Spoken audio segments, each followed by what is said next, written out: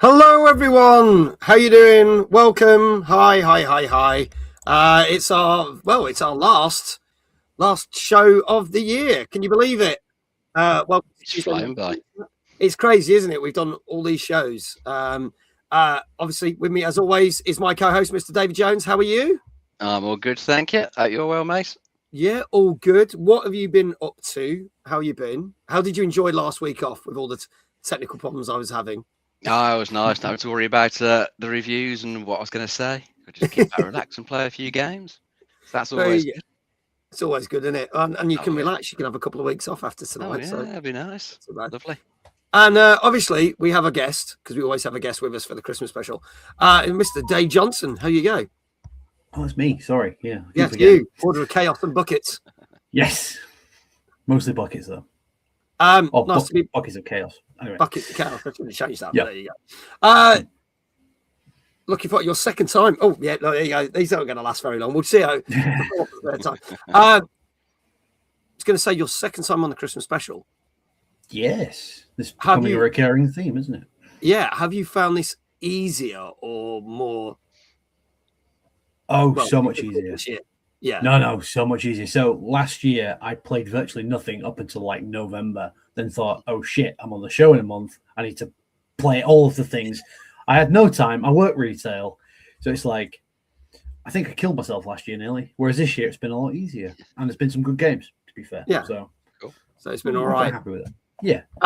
Let's say hello to everyone who's here tonight. We are live on YouTube and YouTube Mobile, and we're live on Twitch. Dan Game Tank, good evening. Hope you're feeling a lot better, sir, because I know you've not been too well. Kindred, good evening. Hope you're well. Good to see you. Blind.io, hello. Welcome on back. You were here last night and one of our winners last night. Silver Cobra, insert obligatory Dave Johnson is smell. There you go. Thank you. Silver Cobra. Lovely to see you, Silver Cobra. Funnily enough, I was talking to you, talking about you and me when we went to Cooper's in Liverpool because I saw Daria at the Horror Game Awards. So we were talking about that whole story because she didn't know about that and she thought it was very funny. So we were talking about that. So you came up in conversation. He goes, Kindred says it's not like he doesn't have 365 days to prepare. I mean, yes and no, because you don't know what games are going to come out always, but you never know. Retro says, hello, always lovely to see you. Welcome on in. Sticky Knievel, hello, lovely evening, everybody. How are you? Flame, good evening. Brian was watching Brian playing Christmas Lemmings this afternoon. Good to see you stream, Brian. Cool. Good to see you. There you go. Dan says I'm getting there. Thank you. So all good to see you. So welcome on in. For our show. This is our last Tuesday night gaming chat of the year. But we're going to do a couple of things, just so you know.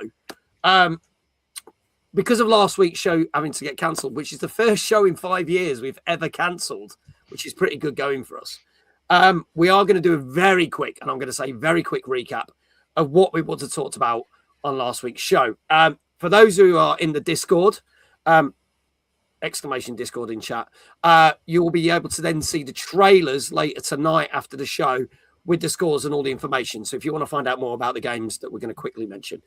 Now, someone asked a question last night, are we going to talk about the games that have come out this week? Because this week is the last week that games come out, frankly, up until Friday. And then the whole video game industry shuts for like 4 weeks. It's insane. So the answer is no, we're not going to cover games, which means we're not going to cover the new Terminator game or anything.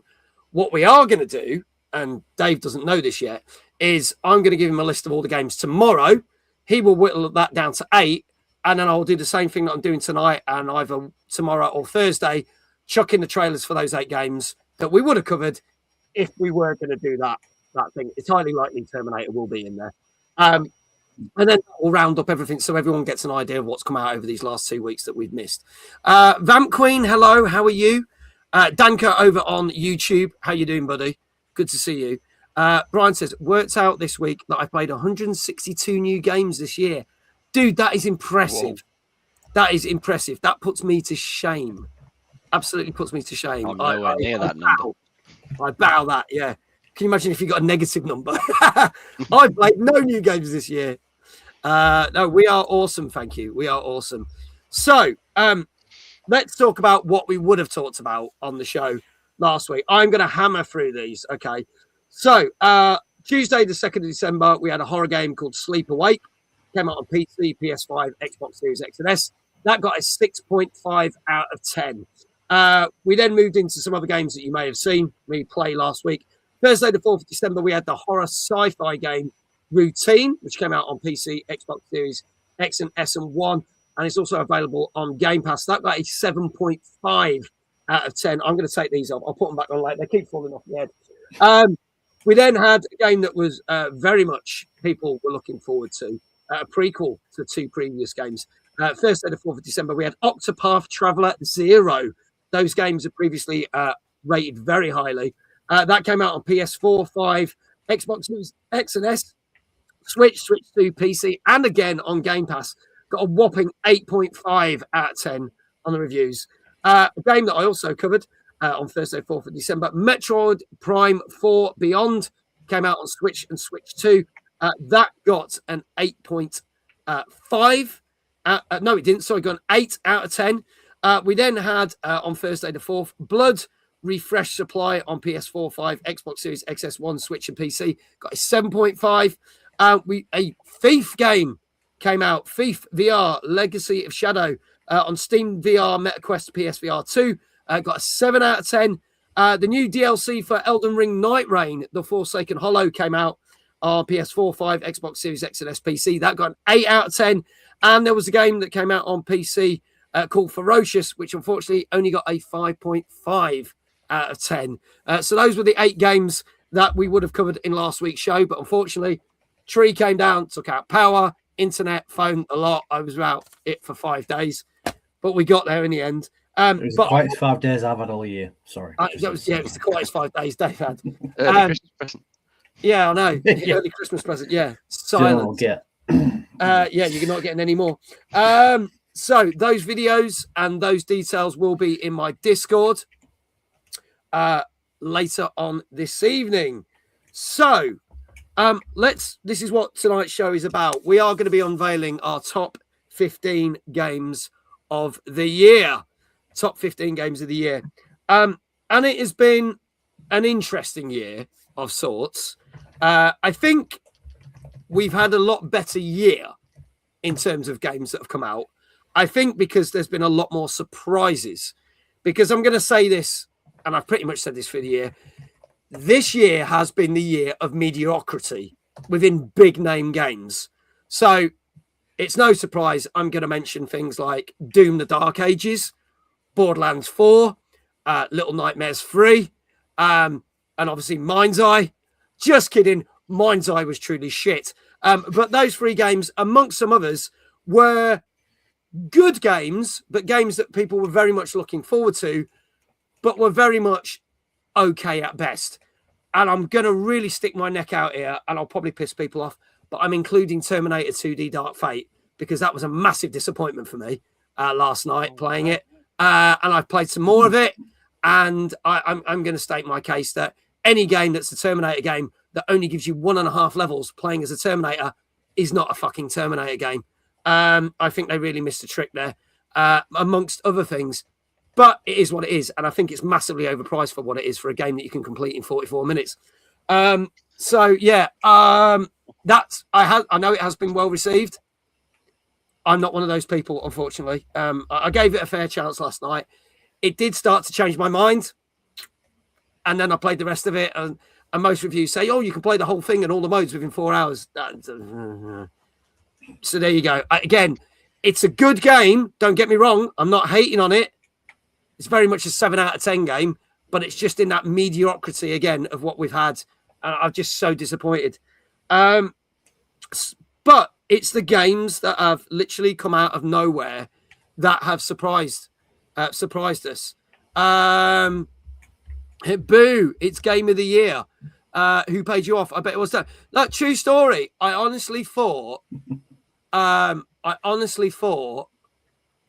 could have dropped that into my top 5 because of the expectation of how it was. And I'm going to state this. People are saying this is the best Terminator game there's ever been. But Terminator 2 on the SNES, the side-scrolling, which I believe Dave had, I think you had, or we rented it out. I think I did have it for a bit. I've never really mastered it. Yeah, I actually think is a better game and a better example because it does more like, because you're playing as a Terminator, you can only shoot people in the legs. I feel that the way they've dealt with it, this new game, is not great because you murder everyone. And it's like, it's not in the spirit of what that film was about. And I don't know, there's stuff that's rubbed me up the wrong way with that. So, look, you can disagree with me. If you are enjoying it, great. I'm probably still going to play some more of it because I've got a few bits to complete. But it's, for me, it's a 7 out of 10, as in I'll play it, pick it up. When I'm done with it, we'll never play it again. Like Borderlands 4, Doom, done. So there you go. Just saying that. However, we have had some very interesting games come out tonight. And we start the year, as we always do, with 2 New Year's specials. And it varies from year to year with how many games get included. This year was 50, which I think is the most we've ever done. And Danker has very kindly put in the Discord. I'm going to run through these. What those games were that we announced and what actual scores they got. I'm not going to say what the scores are. Go check out the Discord for this. But interestingly enough, 17 of the 50 games that were due to come out this year didn't come out. 17, which is the highest amount we've had. So I'm going to run through these. We had Dynasty Warriors Origins, which kicked off the year. We had Replaced, which I don't think came out. Phantom Blade Zero, which finally got a release date for next year. Professor Layton and the New World of Steam. Nothing came of that. Donkey Kong Country Returns HD obviously came out. Assetto Corsa Evo came out, but did get very average reviews. Reanimal comes out next year. Mouse PI for Hire comes out in March now. We got a date. Arc Raiders did make it. Chrono Odyssey, also another game that's getting moved into next year. Militaire Sonaire, another game that's got moved into next year. Still Hunters, a game that did come out, but we never talked about it on the talk show because it got shut down in October. So it only lasted a few months. Pioneer didn't come out. Singularity come out at the start of the year. You can get it on PS Plus now. The Alters, Slay the Spire 2 didn't come out. Claire Obscura 33, which obviously has done fantastically in the Golden Joystick Awards and last week at the Game Awards. Turok Origins, slated for next year. Eternal Strands, Dying Like the Beast, we did get. And then we move on. We had the Outer Worlds 2. Judas didn't come out this year. Dune Awakening. Marvel 1943, Rise of Hydra, as we know, has been delayed. Pokemon Legends Z to A, we got. Killing Floor 3. Little Nightmares 3, we did get. Again, disappointing. Elden Ring Night Rain, that came out. Hell is Us. Subnautica 2, as we know, had issues, has been pushed back. We had Metal Gear Solid 3 Delta Snake Eater, which was the remaster remake. The first Berserker Kazan. Like a Dragon Pirate Yakuza in Hawaii. Sid Meier's Civilization 7. Metroid Prime 4 Beyond, which obviously came out literally 2 weeks ago.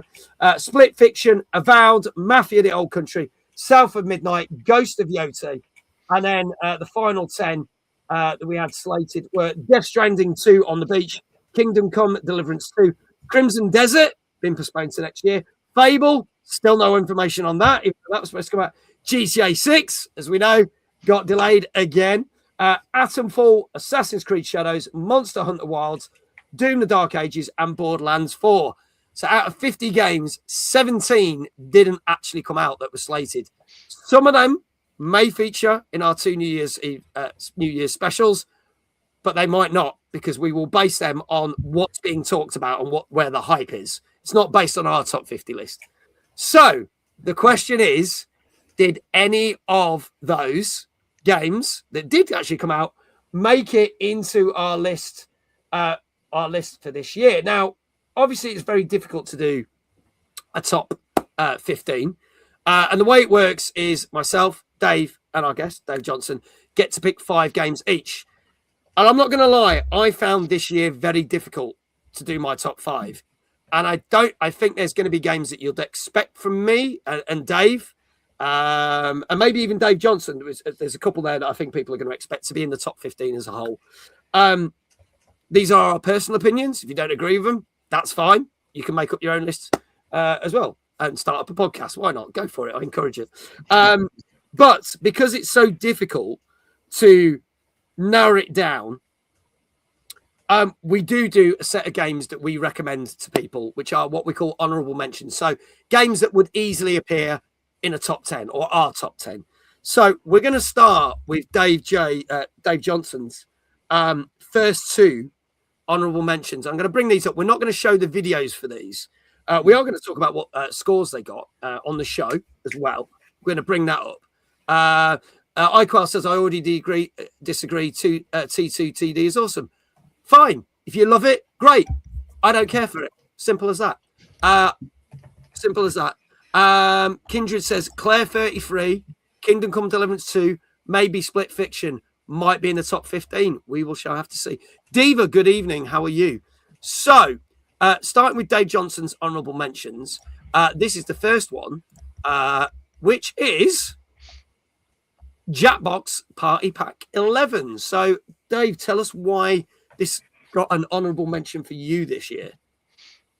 Well, I've been a fan of Jackbox since the first game, which dates me horribly. But obviously, I'm a guy whose connections and like origins online is deep rooted in community. And what better the way to annoy a community than by playing Jackbox and getting insulted by 10 different people? And it's just every edition seems to get a little bit better. There's usually one game out of the 4 or 5 games that is a bit crap. But I don't know. I just love a bit of like, it doesn't take a lot of time to set up. You can get a game going in 5 minutes. You can spend 20 minutes and that's it. It's done. Yeah. You know, it's not a game you have to spend a lot of time with. It doesn't take a lot of learning either, which is good. The only problem is I know people who can't think on the feet sometimes struggle with it. Yeah. But for me, it just means I get to insult them more. So anything community-based, I'm all for it. But especially Jackbox. He's got such good form, good reputation. And, well, you know, might be seeing more of it at Timeless. So, yeah, I think that's highly likely. I mean, Kindred proves the point. I think there was a game on there that no one was quite expecting as part of the party pack, which was the RPG game, which was an RPG, Chris. And I adored that. And we will play more of that over Christmas because we are going to be doing community nights starting from tomorrow night. But that came out of nowhere and was just hilarious in that respect, that you could have an RPG game that people could play on their phones, yet while being quizzed, which was just so much fun.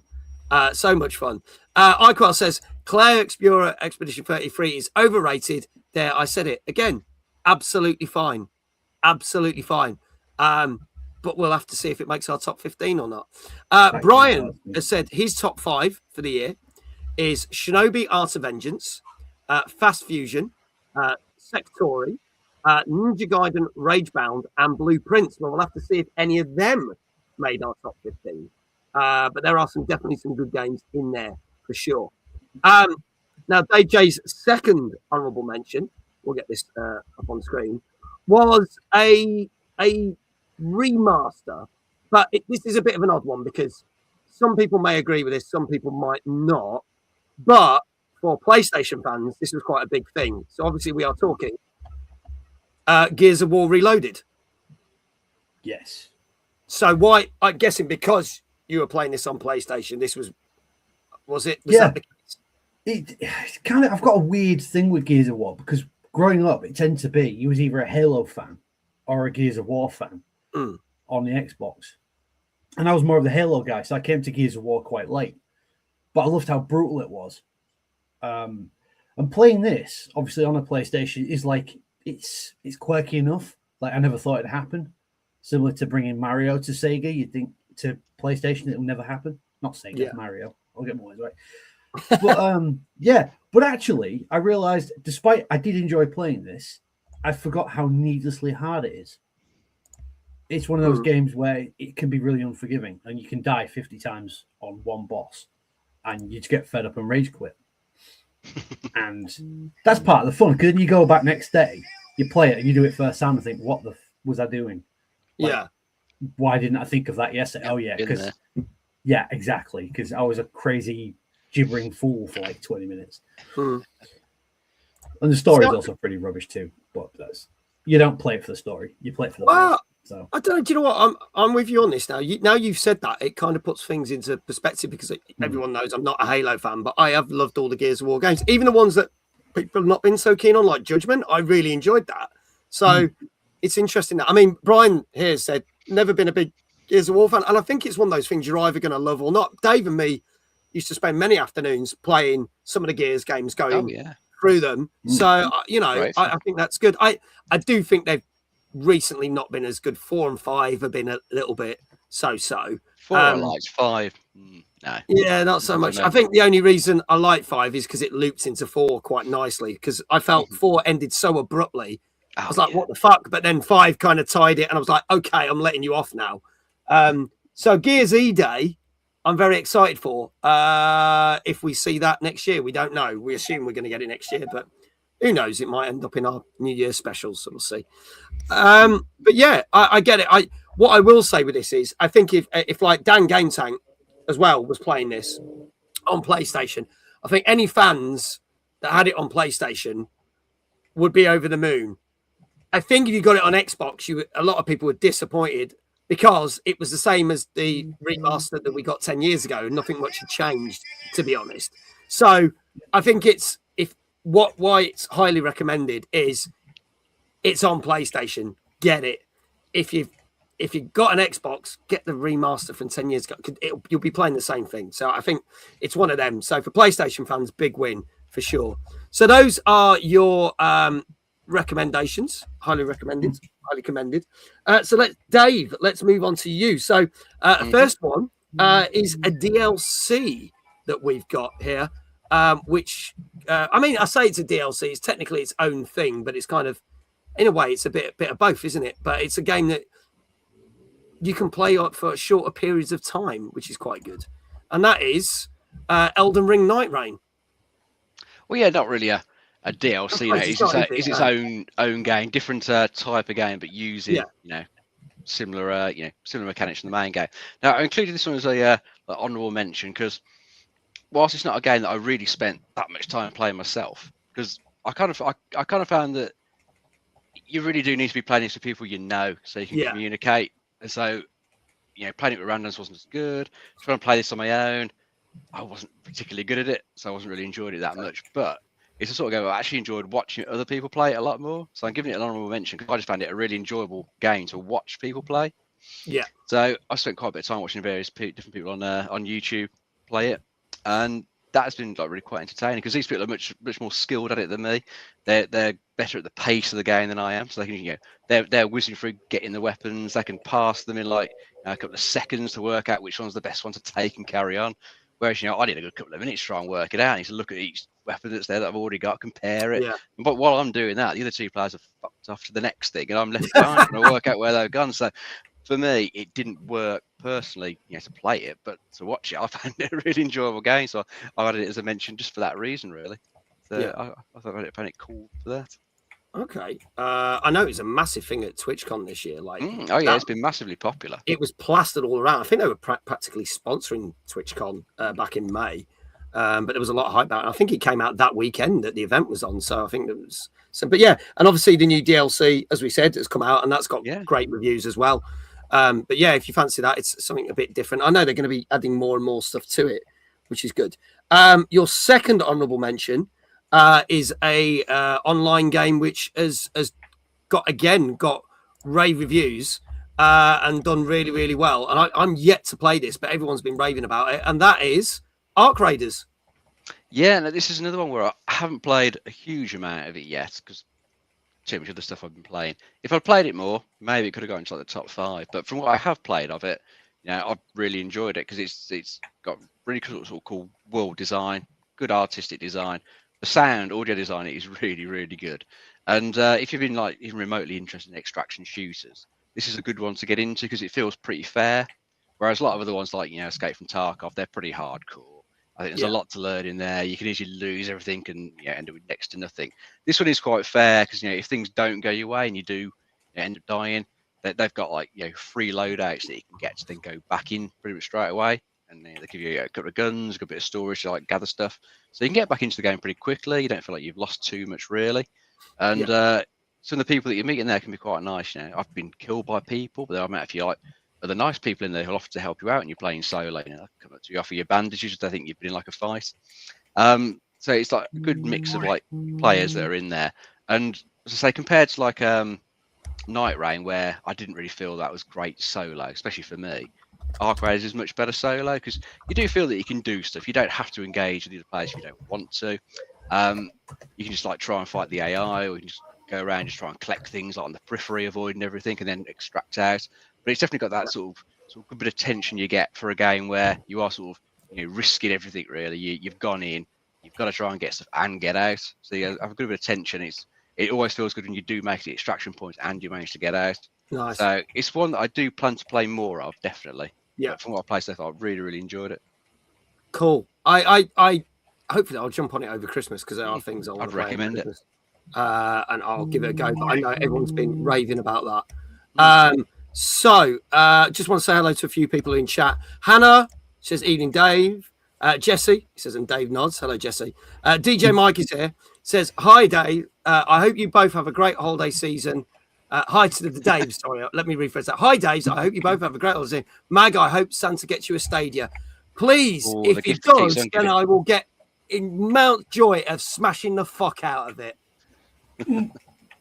So there you go. Gozzo says, "Hi, Mag, and everyone. Sorry, I've been late. Just been sorting out some stuff. And hi, everyone. Welcome on in, Gozzo." So you've also got a third honourable mention for tonight. And that is a game that I'm going to say this now does fall into my mediocrity category. But again, did enjoy it. And I know they've started adding new stuff to it, and I'll be interested to see what they add to it next year. So it will entice me to go back into that. And that is, if I just boot this up, is Mafia: The Old Country. Yeah, I mean, as you say, it isn't a top class game by like any stretch because it's not doing anything remotely new. And if you played a previous Mafia game or really any other open world game, you know what you're going to be getting gameplay wise. If you watched any particular Mafia movies, you know what the story is going to be. You can see the twist coming a mile away. But yeah, in spite of all that, I still enjoyed it for what it was. It was a cool setting. You don't really get any other games set in like a early 1900s Sicily. So it was a cool place to like have an open world. And whilst as I say, it was a story that did nothing new. It was still fun to watch. I thought the voice acting was really good. Yeah. The cutscenes, everything for it were brilliant. And the gameplay was enjoyable enough. So and it probably also helped that it was a fairly short run time. I think it was 10-ish hours, 10, 12 hours it took me. So you could sort of get through it in a couple of weekends the way I was playing it. So it was just a good fun game for me to play.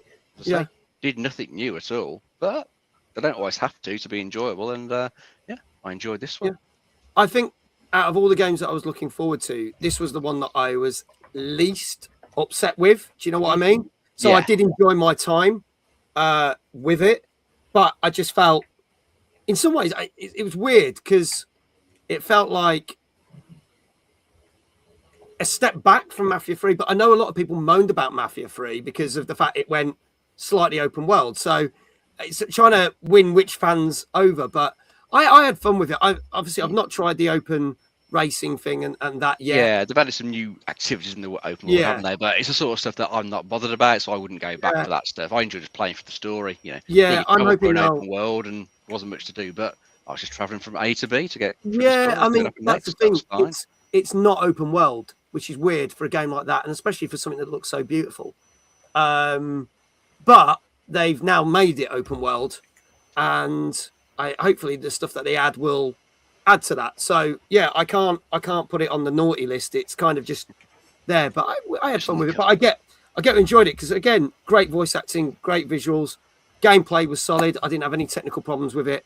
So Brian said enjoyed my time with Mafia, but it disappeared from my brain. Because I think that's the thing. It's completely forgettable.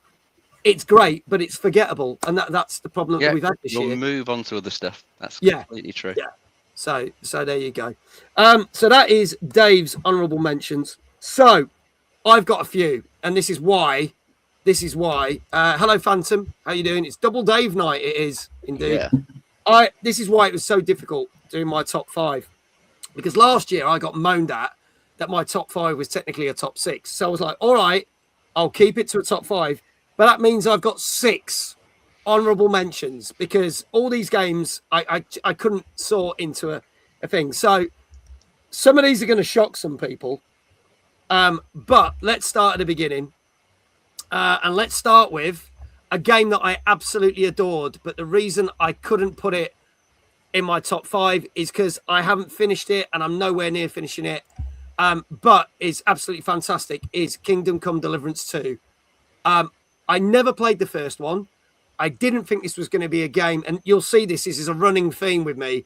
Games that I would not normally play that are so good that I had to play them, and it made me just enjoy it so much. Excellent voice acting, excellent gameplay, so much stuff to do. It is a mammoth of a game, and hopefully I might get some time over Christmas to finish it. I don't know. I couldn't put it in the top 5 because of that, but it's just great, and the way the story works as well. And I think this is the thing, again, the way my top 5 games are, it's games that I feel more emotionally invested in. And Kingdom Come Deliverance 2 does that very, very well, because there's certain scenes that are just shocking. You're like, oh shit, I never saw that coming. And there's things that make you feel stuff. And if games do that, that's how good the storytelling and voice acting, graphics, gameplay, and everything is. Apparently it's 50% off on Steam now. So if you haven't got it, go get it, because it is really, really good. I just gutted. I really wanted it to be in my top 5. I can't say, hey, it's in my top 5 when I haven't finished it. So I don't think that's fair to. I want to play it. It's just finding the time to finish it. It's a long game, and I've already got other stuff to play. And that's the thing. And this is why this leads to my second honourable mention, because of the same thing. A game that I actually thought that brought a series back on form, but again is a huge mammoth game, and that is Assassin's Creed Shadows. I have felt that the Assassin's Creed franchise has stumbled for quite a few years, so much so that some of them I've not even really wanted to give the time of day. And there was a lot riding on this one. I feel bad in some ways, because I don't think this has got anywhere near as much love as it deserves. But again, have not finished it because it's so fucking huge. I love the story it was telling. I love the way it was done. Yes, you are pretty much getting the thing of a map with a ton of icons, but it did feel that the story was gripping enough for me to want to keep hammering through it. So I definitely recommend it. I know this is on sale as well right now. So definitely go check that out. But yeah, I think it's good. It'd be interesting to see where they go with this next. And I'm not talking about the remaster that we're going to get next year, because we're going to get the Black Flag remake or whatever they're calling it. Yeah, if they keep up with this kind of level, hopefully this will do well. Hopefully do well. Brian says this is the problem, because obviously the last big Assassin's Creed game was Valhalla, and takes something like 247 hours to complete, and I'm not giving you 247 hours of my fucking time. You can get stuff. No, exactly. I like tons of the games that amount of time. Yeah. Silver Cobra says hopefully they redeem themselves with future content in Shadows after this. Yeah, so the Attack on Titan Club was quite a bit of basically a laughing stock. And then it came swiftly announced, as we talked about in the show, there is going to be no other DLC for this game, which I find quite disappointing. I've not played the first DLC, which came out back in September, but that did get good reviews. But there you go. So there you go with that one. My next one, a game I really wanted to love, and I do like, but there's bits of it that annoy me. So therefore, I could not put this in my top 5. And that was Donkey Kong Bonanza. I think it's an outstanding achievement. I still think it's the best game on the Switch 2 right now. But I got bored of it quite quickly because it just felt very repetitive. Now, I have found that by giving it a break and going back and doing a couple of levels at a time, I've enjoyed it more. But this was one of the games that I felt if I played this in a full thing, this might not have even got in my top 10. I think it's visually stunning. I think it's technically brilliant, but it's so rinse and repeat with what you have to do. And there's some games that are rinse and repeat that I would basically go, I think this doesn't deserve to be in the top 20. But I can see why this is such a good game and how it runs. So I have fun with it, but there's times where it bored me. I'm sorry to say that. I'm sorry if you love that game. I'm actually going to apologise for this one. Other games I'm not going to apologise that I'm hating on. But this one, it just annoys me that I feel like this way about this because I wanted to love this so much. I completely agree about Hans. It's great, but frustrating. Yeah, it's an odd one, but I still think it's the best game on Switch 2 at the moment. So there you go. And that's not dissing any other games. It just feels that that's the way. So next on the list, this was a tough one to bounce between two. Hello, Fury. Fury says hello. And it should have been a launch title, to be honest. Best Switch 2 game, in your opinion, is Kirby Air Riders. I did really enjoy Kirby Air Riders. Maybe not as much as other people, but it pleasantly surprised me. And I really enjoyed my time with it, and I will play more of it. So I definitely think Kirby Air Riders is up there, but not as good for me as Donkey Kong, if that makes any sense at all, considering what I've said. But this next game gets an honourable mention. A new game but retro game, which I was tussling with between a couple of these. What would get in the top 5 and wouldn't, and unfortunately it fell out. I actually enjoyed this more than its brand new modern day counterpart, and that was Ninja Gaiden Ragebound, which came out at the end of July. This is a great retro platformer. Really good skill thing. Again, can be frustrating at times, but the sort of frustrating that makes you want to keep going back at it until you smash that boss or you get through that level. So it's the sort of frustrating that drives you to move forward, and that's what I like. So I really, really enjoyed my time with Ninja Gaiden Rangebound, and even though I did enjoy Ninja Gaiden 4, love this a lot more. So there you go. Kindred says, is it me or does Mag's mic keep getting muffled? I don't know. You did sound muffled a moment ago. I did a moment ago. If that's the case, that is purely the streaming software. There's nothing I can do about that because we've had that problem before. So sorry about that if it happens. But I won't apologise for it again because of fuck all I can do about it. Brian says Fast Fusion is the best game on Switch. I've not played that, so I can't comment on that at all. Moving on next. A game that I did say I'm going to mention about because we didn't get to talk about it on last week's show. Didn't quite get on my top 5, but did get a 8 out of 10, as I just mentioned earlier. Metroid Prime 4 Beyond. Really enjoyed this until the last quarter of the game. I think the first 3 quarters of this are superb. Now, I am not a purist of Metroid, and I believe there's a lot of Metroid fans that are not happy with this game. But for someone who hasn't played it since, maybe the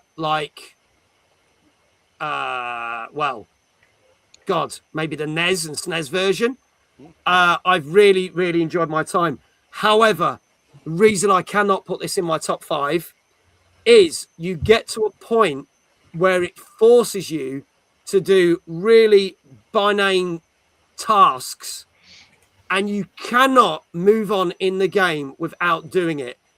One of these things is fucking collecting over 1,000 green crystals on a really empty map. And luckily, I'd collected about 50% of it, but you cannot proceed. And I had to spend 30 minutes driving around, smashing into these things just to fucking move on, to then get another 5-step fetch quest before moving on to the next bit. And there's also bits that then make you go all the way to one point to go all the way back to where you come from. And that I fucking hate in games. And this is the problem. It doesn't really do that. in the first 3 quarters of the game. But the last quarter, now, if they'd spread it out, it might have made this a better game. But it's almost like they go, shit, what do we do for this next? Here's a simple answer. Don't fucking do that.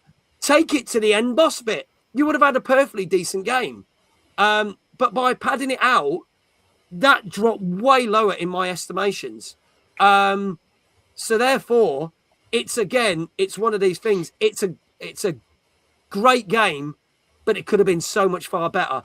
And that's why that didn't reach my top 5, unfortunately. So my last 2, this got massively overlooked, and is a difficult game, but I did have fun with it, and I'm glad to hear that the guys that have done this are now going to do the Silent Hill 1 remake, because they did brilliantly with the Silent Hill 2 remake, which got an honourable mention last year, and this is obviously from Bloober Team, Chronos: The New Dawn. I struggled with this on stream when we played this, and found that the difficulty curve, because there is no difficulty setting on this, is really high. But it's the sort of game, again, that makes you persevere with it. I think there's only 2 segments that made me kind of nearly want to quit, because it felt like I was in an impossible situation I can't get out. But once I figured it out, I thought this was cool. I just like how they did it. It's a very bleak game. Don't expect any happy endings. There's 3 different endings. I'm going to tell you this now. None of them are good. But I did like the way they did it. And there is ways that, because of what you choose to do, can affect the game. It was kind of like, the best way of saying this, it's like a lower tier Dead Space, but a perfectly really good game. So again, I don't mean any disrespect to it. It's good fun, but I know it's not going to be everyone's cup of tea when it comes to this game. So again, definitely my honourable mentions. Can't wait to see what Bloober Team do with the Silent Hill 1 remake, but definitely would be in my top 5. And my final honourable mention, and this, I struggle with this the most, so much so that this nearly got in my top 5, and then I took it out, and I went back in, and I took it out again, literally this afternoon. And it pains me to say this, that it's not in my top 5. But I think I've made the right decision with this. And that is probably the game that made me laugh the most I have ever done this year. But this is, let me get this here. Baby Steps. I know that some people would not get on with this game. I thought this game would make me rage. Like, I would say absolutely rage.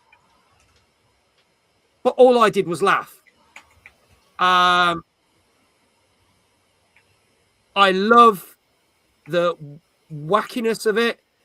I love the fact that at first you think it is a game that I just need to climb up a mountain, and then there'll be funny cutscenes. What I quickly discovered is it's a game that doesn't tell you that you should really explore, because the more you explore, the more things you will find and the more funny cutscenes you get. So you're more rewarded for basically randomly going to stuff. And you can tell that this has been a lot of the stuff that's scripted is ad hoc, but that's just what makes it so weird and so funny. I'm never gonna spoil the ending for someone. It's so bizarre. There's also a 40-minute, which I had to watch, a 40-minute bonus ending if you do some certain things in the game, which is hilarious, and you can watch them, and they basically ad-lib, and it's hilarious for 40 minutes. But this game offers way more than people think than just trying to walk up a mountain. And I have never laughed so hard with some of the things and some of the cutscenes. So it really pains me that this is not in my top 5. But you'll see why. I think there was just not room for it. So there you go. That is why my honourable mentions. So just to recap for anyone before we get into our top 15. Honourable mentions from Dave Johnson. Jackbox 11, which got an 8 out of 10. I'm going to give you the scores from the show. Gears of War Reloaded, 8 out of 10. And then on from Dave, Elden Ring Night Rain got 8 out of 10. Arc Raiders, 8 out of 10. Mafia: The Old Country, 7 out of 10. And then from me, Kingdom Come Deliverance 2, which got a 9 out of 10. Assassin's Creed Shadows, which got an 8 out of 10. Donkey Kong Bonanza, which got a 9 out of 10. Ninja Gaiden Ragebound, 8.5 out of 10. Metroid Prime 4 Beyond, 8 out of 10.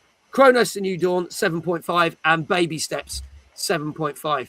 Brian says, haven't managed to play Chronos. I'll probably like it as I like Callisto Protocol. Yeah, I love Callisto Protocol. I know a lot of people didn't, but I loved it. And I think if you love that, you would love that. So I think that's the thing. It's one of those things. It's one of those games that will definitely divide people. iQuell said that this looks like the most frustrating game I've seen in a long time. Yeah, and I thought I would end up hating it, but it was one of these games I was really looking forward to for like 2 years, and it delivered.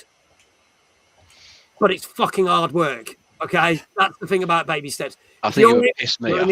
Long haul, okay? Yeah, it would be. Yeah, so there you go. So, let's do this, people. Are we all ready for our top 15 games of the year? Yeah, we are, mate. Absolutely. Go Chat, are you ready? Can you guess? Have there been any shockers? Let us know in chat. Is there anything that we've just been in the honourable mentions that you've gone, what? That's not in your top 15? Let us know. We'll see if we've surprised anybody. But we're basically going to go along. So we are going to start with our guest, Dave Johnson. So we're not going to say what this is. We're going to see if you can guess what this is in the chat, because we're not doing scores or anything like that this time. Danka says, my honourable mention, deliver at all costs. Do you know what? I've still got that on my hard drive and I've never played it. And I got that free copy that you recommended, Danka. And I played that at New Game Plus this year. And I was like, wanna play that. Never got round to it. So maybe I'll do that. Gaiden hits hard.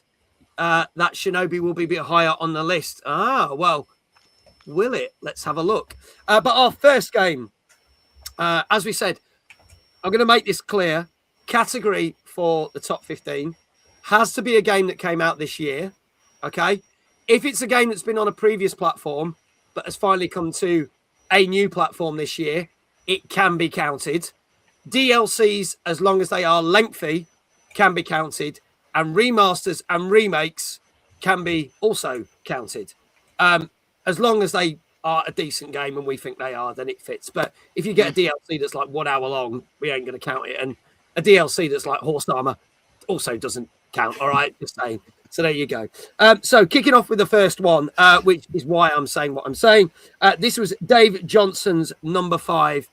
Let's play the trailer for this. See if you can guess what our first game in our top 15 is.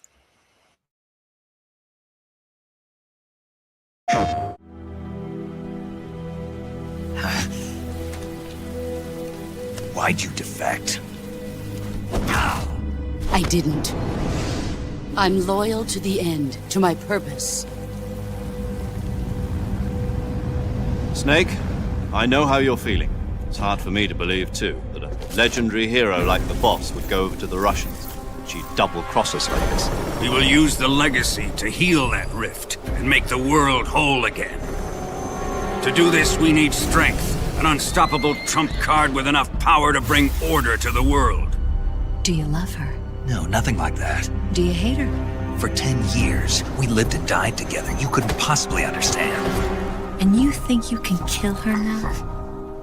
Hey, don't you go getting any funny ideas. We can't leave yet. I've still got one last job to do. She's at the lake.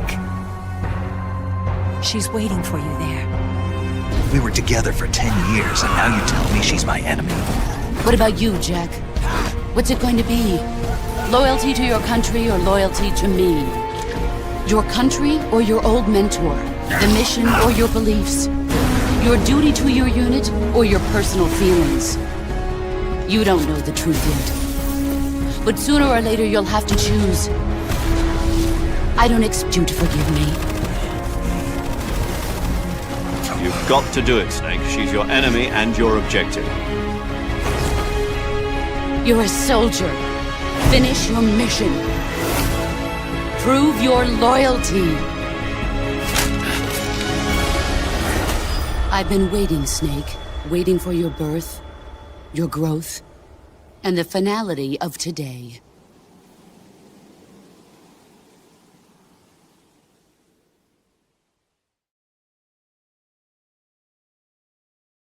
PlayStation. There you go. So Dave's number 5, Metal Gear Solid Delta Snake Eater, which I think is a game that we've all played. Yeah. I will say I thoroughly enjoyed, and I've not played a lot of Metal Gear games. I've been out of that loop, so I was pleasantly surprised with this one. But I'll start with Dave Johnson. Tell us why this is your number 5. Absolutely. So a lot of these things I tend to become quite late into these things. And Metal Gear Solid, despite the fact I've grown up as 1, 2, 3 came out, 4, 5 was my first. Phantom Pain, which was a lot of people's first. Yeah. And love that game. I've sunk, I want to say, 1,000 hours into it. It sounds really weird because big open game, can replay it endlessly. So coming into this one, 3 is one of the better known games. Like 1 and 3, I think, are the best 2 in terms of what people think of the originals. Yeah. And yeah, I loved it. You could see parts of 5 in 3. Because obviously it's the built it from the ground up kind of thing. Yes. Added so many things from 5 into 3. But it's funny because it's in my top 5 because I spent a lot of time playing it. But I didn't enjoy it as much as I thought I would. Oh, interesting. Again, yeah, which is odd for your top 5 games. I'm saying I didn't enjoy it, but I did. It got very samey, and one thing that really put me off is the small maps. If you know what I mean, because everything was relatively self-contained. So, yeah, exactly. So there's loading screens, and the loading screens weren't quick even on a PS5. But like you get Phantom Pain, and it's massive. I shouldn't really compare apples to oranges, really, but I think going from 5 to 3, they tried to make 3 like 5, but while trying to keep 3's identity. And I think it's a great game. The mechanics were good. Boss fights were challenging, frustrating sometimes. But yeah, I think a little bit they dropped the ball compared to 5. A lot of people will say the opposite and say it's the best they've played so far of any remake. But yeah, certainly enjoyed it. I spent enough time playing it because I couldn't really move, literally. But yeah, it was a great game. Absolutely loved it. But it could have been a little bit more for me. But again, I'm more of an open world fan. So okay. I mean, I'm going to ask this question because obviously I'd not played it before. So me going in blind, I really enjoyed this. Brian's just said he preferred the original, so he played it, then went back to the original, played it. Do you think it's that case of if you played it round the first time, you're probably not going to like this remake as much, whereas if you're like me, new into the series, then you're probably going to go, oh, this is superb. Yeah, absolutely. It's like when you take, say, Final Fantasy VII, for example, an iconic game, absolute classic. The remakes, brilliant games in their own right, but people still go, it's not quite the original, though, is it? Because it's that nostalgia element. Yeah. And I think that's why we're seeing so many remakes now, because they're trying to monopolize nostalgia. And, the game is getting older, which, present company included, because I'm the youngest. But, yeah, So, yeah, I definitely think it is a case of the original was better. Even when, really, the originals probably aren't better, because the remakes have so much more in them. Yeah, that's more true. Refined. But nostalgia is powerful, as we'll see. Yeah. Okay. Dave, I know you played this. Do you want to chip in a little bit about this one? Yeah, I really enjoyed this one. I did try playing it originally on the PS2, like both versions that they brought out, the original and the subsistence one. I can't remember why I didn't get very far in either one. I don't know whether I got distracted by other stuff, at the time that was out, but I never got that far in them. But I thought I'd try it again a third time, the new version on the PS5, and I really enjoyed it. Just got hooked straight away and blasted through it over a few weekends. Great game. Thoroughly enjoyed it. It's actually made me want to replay some of the other ones, and I've even gone back to 5 and getting fairly far into that one. Yeah, you've been playing quite a chunk. Yeah, I got quite a lot of that cracking game. Okay. All right. Well, on our show, Metal Gear Solid Delta Snake Eater got an 8.5 out of 10. So it's a good, strong start for our games. And another game that got an 8.5 out of 10, and this is Dave's pick, is a sequel to a very much loved game, which I loved a lot. And I've not played this one anywhere near as much as I should do. But here is our next game in our top 15.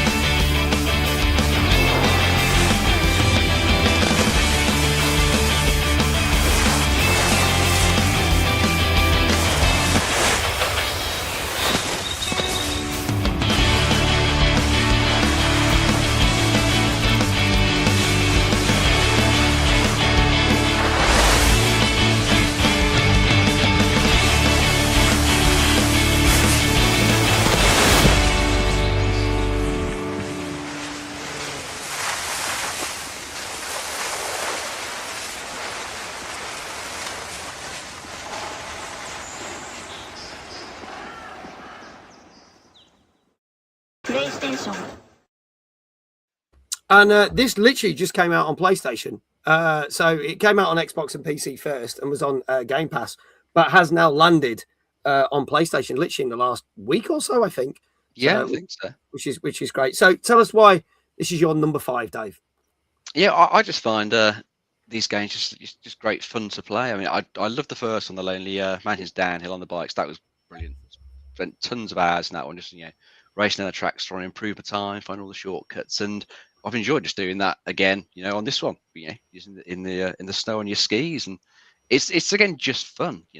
Whilst I got music played in that trailer, when you're playing like the game, you haven't got any music. You've just got the sound of nature. Yeah. So you hear the birds or the wind through the trees, and it's just the sound of your skis on the snow. And it's just quite a nice sort of calming soundtrack, if you like, just as you're sort of going down, trying to sort of find your best route down to the base camp at the bottom. And no doubt along the way you'll end up crashing a few times, like I do. And it's always quite fun when you crash, because they've done that really well. The way the character ragdolls, especially when you send him plummeting to his death from a great height. Poor bastard. I've killed him many a time. Yeah. But I like the way they're designed, like the mountains that you come down, because there's so many little routes that you see as you're coming down. You spot these other little ways to go. You think, oh no, that could shave a few seconds off my time. Yeah. So you do feel it's worth going back to each level to find the better routes and improve your time. And then the better you get, you'll be able to unlock like the alternate version of a course. So this one, you've got like the blue slopes that are easy to unlock.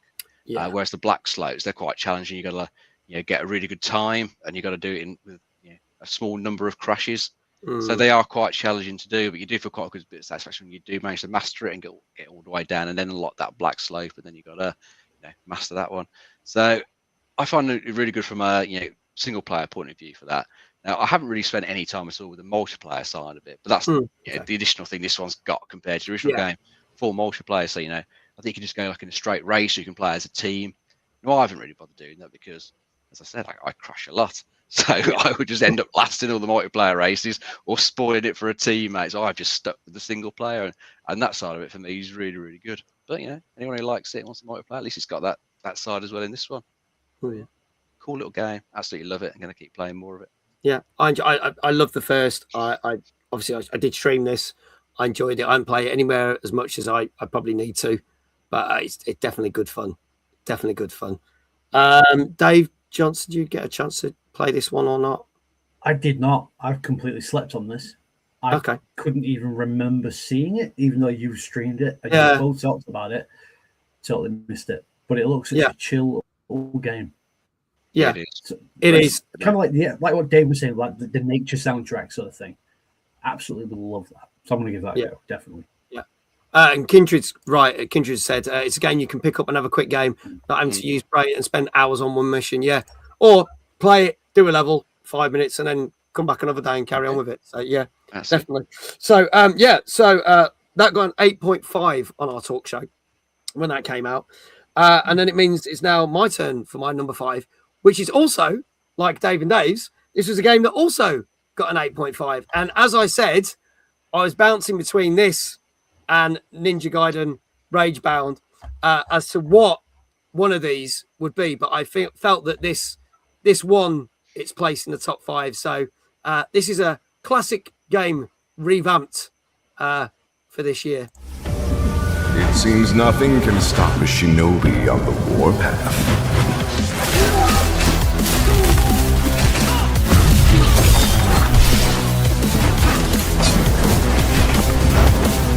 Such fury in your eyes. Tear him to shreds!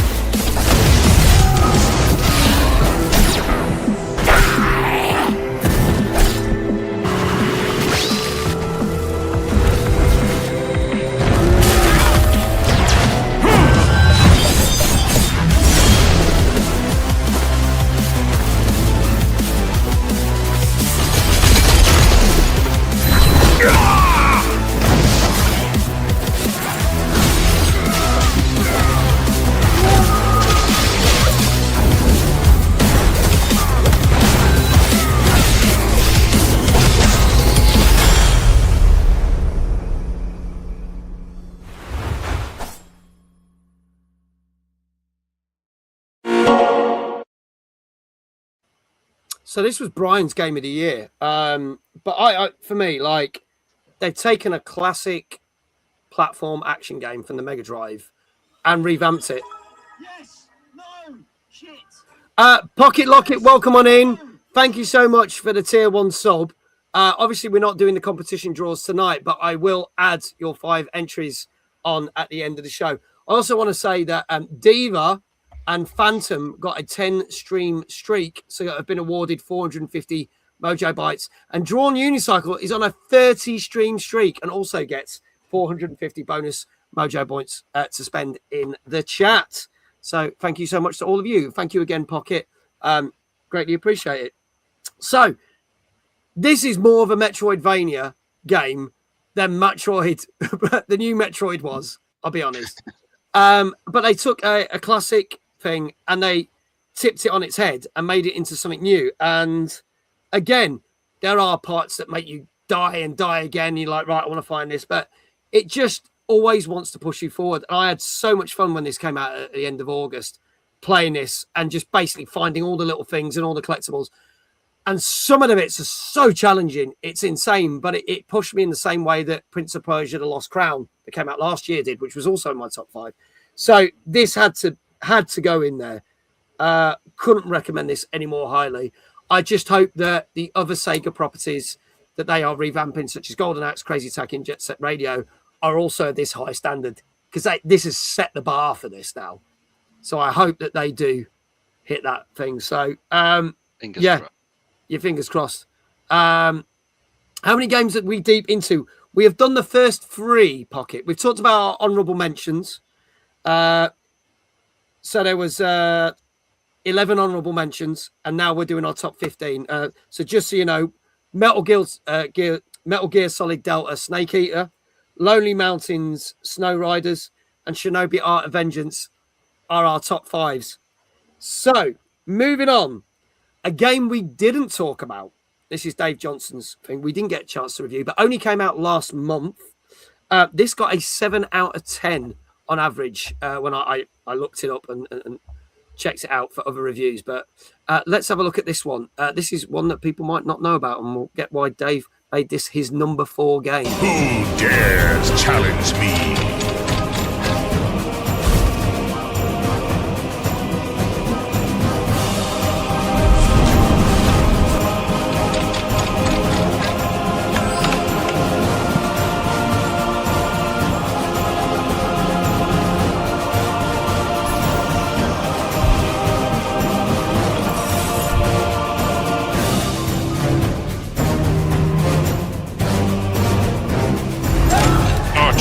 Roll the Skull of Fate.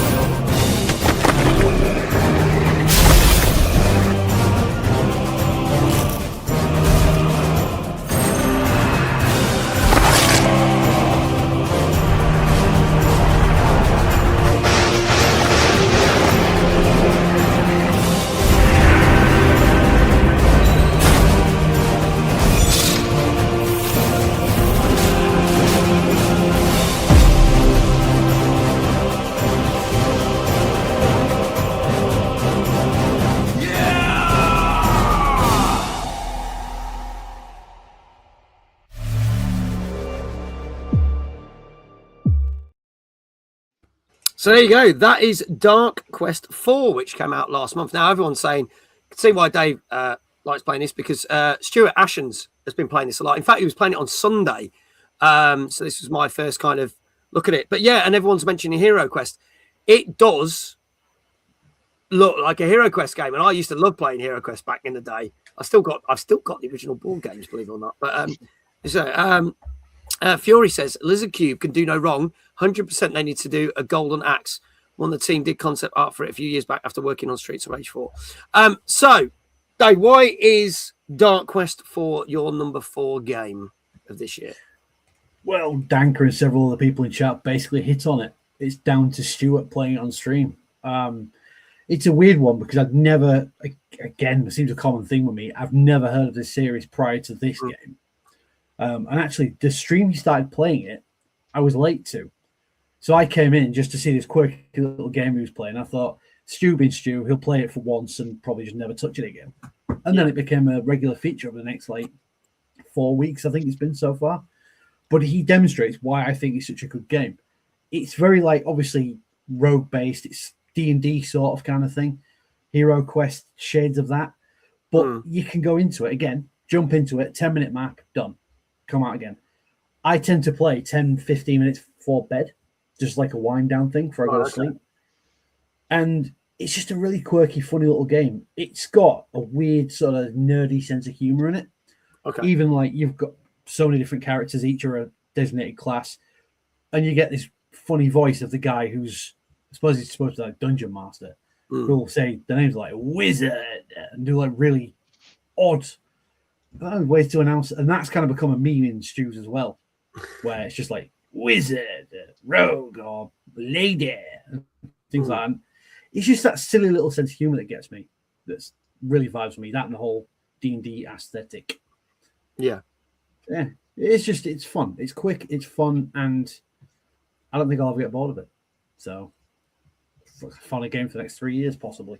I have never heard of these set of games like you know. No, but I would consider playing it because I loved Hero Quest. So, and the fact I did see Stuart playing it on his stream on Sunday, I was like, oh, this is cool. And then you said, it's going to be in my list. I was like, okay, all right, okay, this is good now. This all adds up.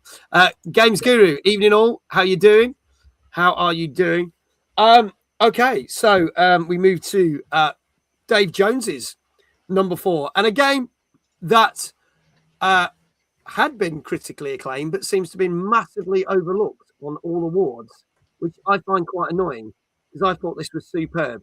So I'll go through scores in a minute on these ones, but this one got very highly scored on our show, and this is Dave's number 4.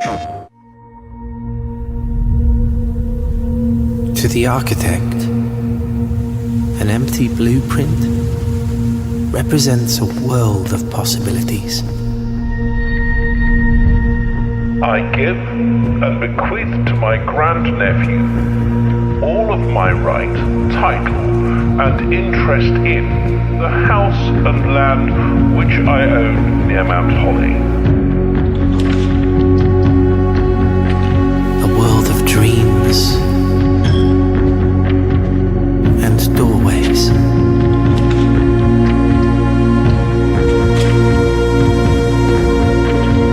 The above provision is contingent on discovering the location of the 46th room of my 45 room estate.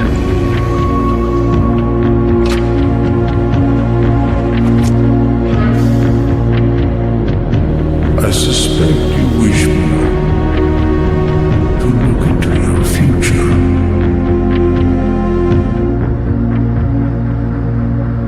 Should my grandnephew fail,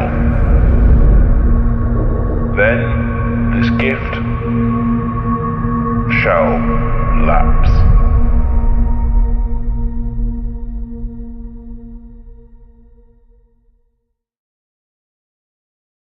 PlayStation. There you go. Some people saying this would be their number 1 game because it is so excellent. But Dave, tell us why this is your number 4, The Blueprints. I just think it's a really well designed, puzzle game. Not many games get me to actually, start making notes on my phone, taking pictures of the screen or something like the information that's there to come back to later on. So it's very rare a game will do that, but this one really did. I've still got the notes on my phone because I haven't finished the game yet. I like as usual, I get distracted by something else that comes out. But I put a good number of hours into this. Got fairly far, solving various puzzles, finding new things that that add to the mystery that I then, say I found like a new hidden doorway. Now I've got to try and work out where the key is to get into it. So I just found it's really cool to play. It's got a bit of sort of the roguelikeness to it, where you've got to pick a room to lay out and you don't know what you're going to get. But then the more you play, you can tweak some of the rooms, so improve what they give you and then improve your chances to get a bit further. So I do want to go back to it. At least I got all my notes that I took to refresh my memory on what I did.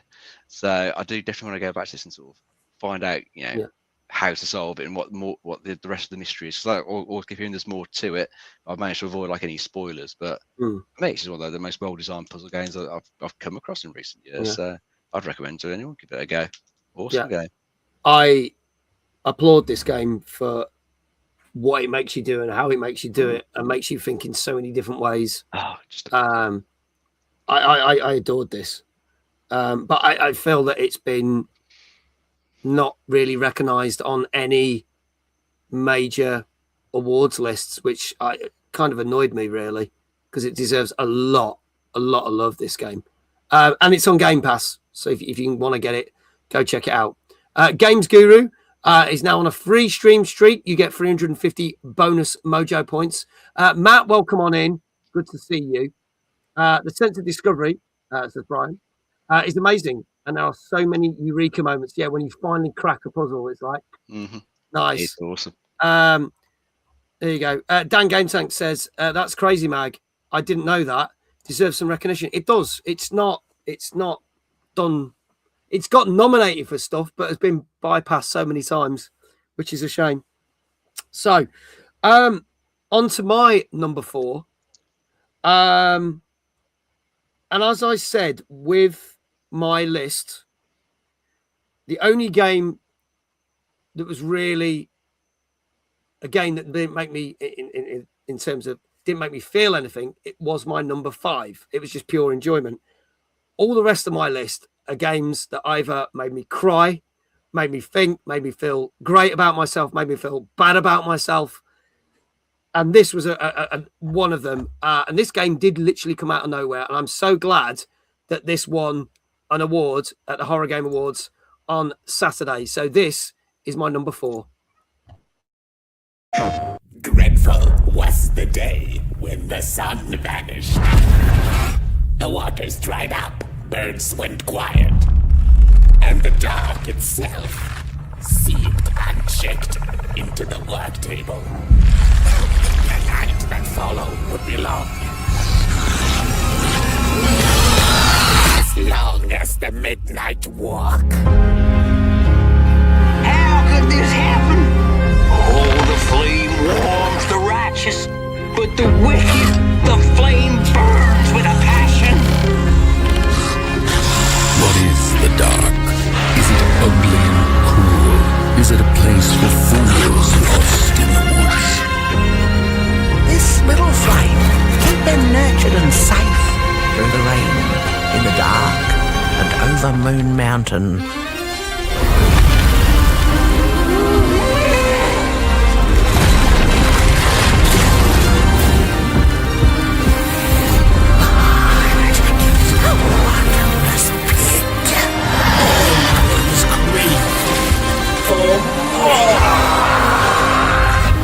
The dark itself is the key. All it needs is a little spark, and I get what I need. The sun away.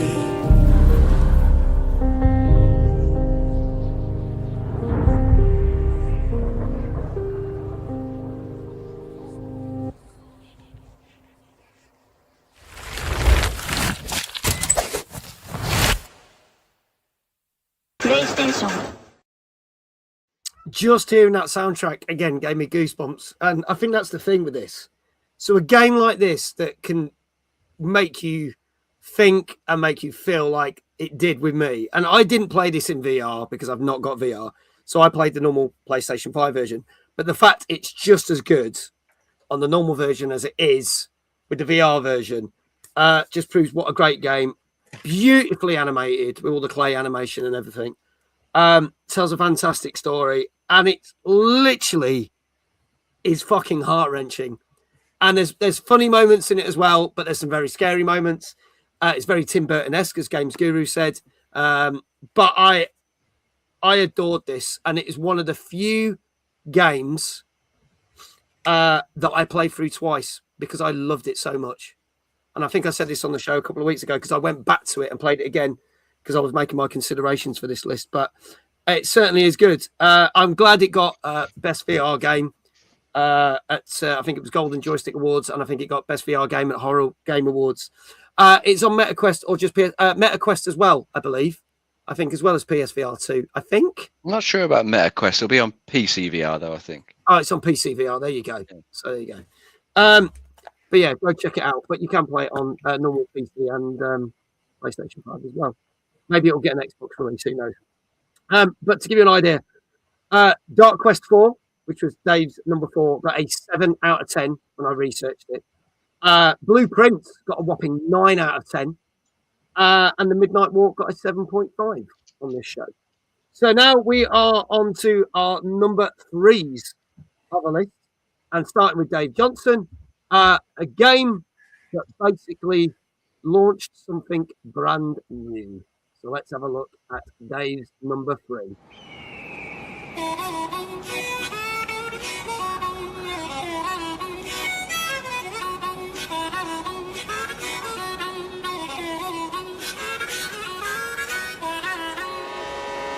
Let's go!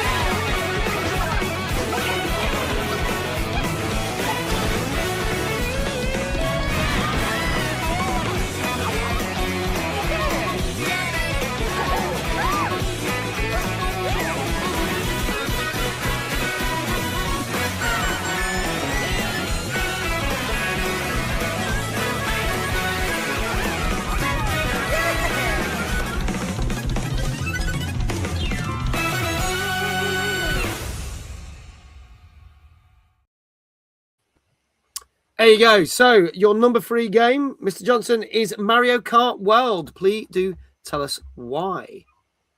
Well, I mean, just looking at it, I think it is a beautiful game. Apart from being a fan of 8 on the original Switch, this has improved nearly every way. It's weird as well because it's a Mario Kart game with an open world section, which is not something I would ever think could exist, where you can just drive about, no matter, just to go from one map to the other. But it's very difficult. One of the biggest criticisms of this game is the rubber banding on it is worse, the worst that Mario Kart's ever seen. So there's a couple of streamers I've been watching recently who drop into last place for like 2/3 of the race, and then suddenly they're in first place by the end. And I'm hoping they'll fix that with, updates in the future. But it's just, I just can't believe how beautiful a game it is. I don't know if it's just because I'm still in the honeymoon period of having a Switch 2. Yeah. And just amazed at the graphics of it in general. But just the fact it feels so open and you can just drive for miles if you particularly wanted to and run over a bunch of shy guys if you feel like you want to do that. Yeah, it's just fun. And the maps are so detailed and there's so many different secret little ways you can get around the shortcuts to sort of beat the competition and then get rubber banded back to last place if you're me. Yeah, I just love it. I never thought I'd like it as much. To be honest, I only got it with the Switch. Yeah. But then I thought it was my only game I'll play it for a bit, and then got hooked, and I was playing it for about 11 hours straight, which for me is unheard of. Yeah. And I got square eyes after it. But apart from that, great game, beautiful game. Yeah. A couple of people saying a couple of things, and I get obviously Dave might not have played these other 2 games because this, and I think if he played them, then he might have changed what he's picked. Because I think Mario Kart is definitely a good shout. But Gozzo said Mario Kart 8, in his opinion, is better than World. Also, Sonic Racing is much better than World. Now, I agree with that because I did enjoy Mario Kart World. But then when I got Sonic Racing, I thought, they've really stepped up, especially as the last Sonic Racing game. Team Racing was a massive disappointment. So they really stepped up. But I have enjoyed both of these equally. And Furia said, it's good, but Kirby Air Riders and Sonic Race Grounds. But again, probably agree with that in some respect, but it's one of them, isn't it? It's that thing of getting it. And I think Kirby Air Riders was weirdly, just as strange as it sounds, a little bit mismarketed because people still were thinking it was a kart racer when it isn't really in that respect. But there you go. But yeah, I thoroughly enjoyed my time with Mario Kart. Well, Dave, you've had this as well, haven't you? So yeah, I played a fair amount of it. I wasn't that fussed about the open world side of it. My daughter's played more of that than I have, but she had great fun. Driving around the world, finding stuff, especially unlocking different costumes. But I just like playing like the races, and it's got good tracks to it, and also the bits where you're going in between tracks are more like the straights. Even some of those could be quite good fun. I enjoy some of those bits. But what I really quite enjoyed was the I think it was a knockout tour, that multiplayer mode. Yes. That was just pretty madcap, trying to like keep you high enough up in the rankings to progress to the next section as the numbers getting whittled down. That was good fun. Had some good games on that one. So, I like that. I think that was a good new addition to that. Definitely. So moving on to Dave's number 3, which again, I remember you talking very fondly of this on the talk show. So let's have a look at your number 3 game of 2025, Dave.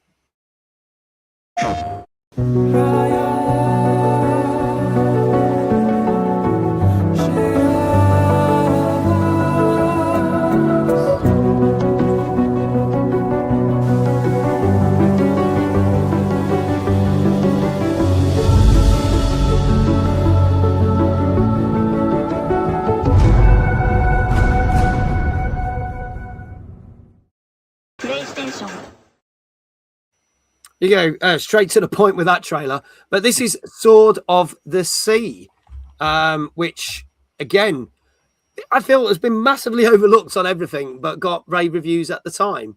So, Dave, tell us more about this one and why it's your number 3 game of this year. Yeah, I like some of the games that the designers have worked on before. I think the company that made it did Abzu, which I played eventually on like PS Plus, and that thoroughly enjoyed that. And also I think they worked on Journey. Some of them did, and that was a great game. So visually, this kind of reminded me of Journey. It's got like a section where it's like a sort of callback to it as well. But this is another one of those games where you can just sort of go into the world and just kind of like just flow around on it as you're doing the surfing. It's got nice music to it, nice little challenges to do, a few little sort of platformy bits, but it all just sort of flows really well together. And even gives you the option just to do like a few tricks when you're like going off jumps and things like that. And a few little optional challenge areas you can go and do, and just the whole thing just sort of works really nicely for me. It's got like a okay story that pulls you along, but it was still pretty good, and I was pleased to see how it ended. And I'd recommend it if you like Journey and Abzu. It's one of those sort of great little games to play. I think it took me about 5-ish hours, but it was really cool. The environments were really good, music was good. I say it was great to play. Yeah, Johnny saying looked really cute. I've not had a chance to play this at all. I'm guessing Dave probably the same as me, but this did look good. It's really good. Okay, moving on to my number 3. I can tell you that Dave's game was the highest rated game out of our number 3s. I might as well quote this. Sword of the Sea got a 9 out of 10 on this show. 9 out of 10. Mario Kart World got an 8.5. And my next game got the same as my score as my number 4. It's got a 7.5. But again, a game that I feel has been criminally overlooked. Has won few little awards, but nothing too much. But this is my number 3 game. There's a fine line between mercy and justice. Ain't that right, Hazel Flood?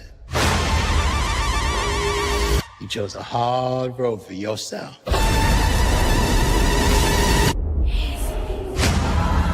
please, it isn't safe! We got a long journey ahead.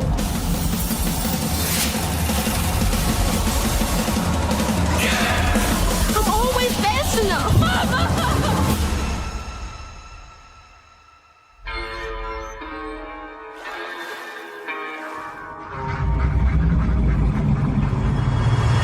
It's not safe out there, Hazel. If I was the one missing, she wouldn't stop looking.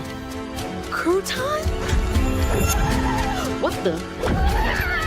And this ain't even the weirdest thing I've seen today. I'm seeing these things. You can see strands. And now you're looking for a creature. You're a weaver, aren't you?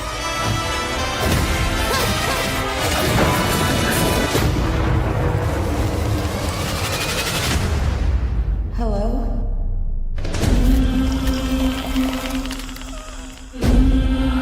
There's something big out there. Take this and go find your mama.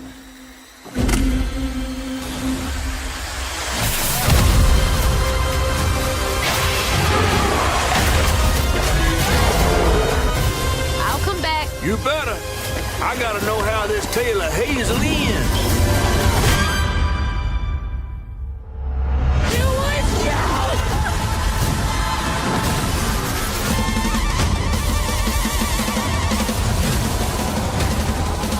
Hazel, no!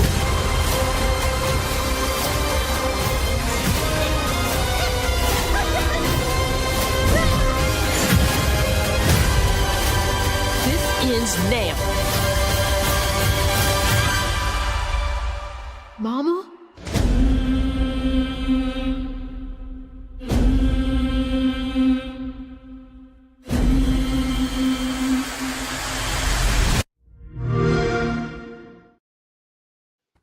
There you go. That is South at Midnight, which is my number 3 game.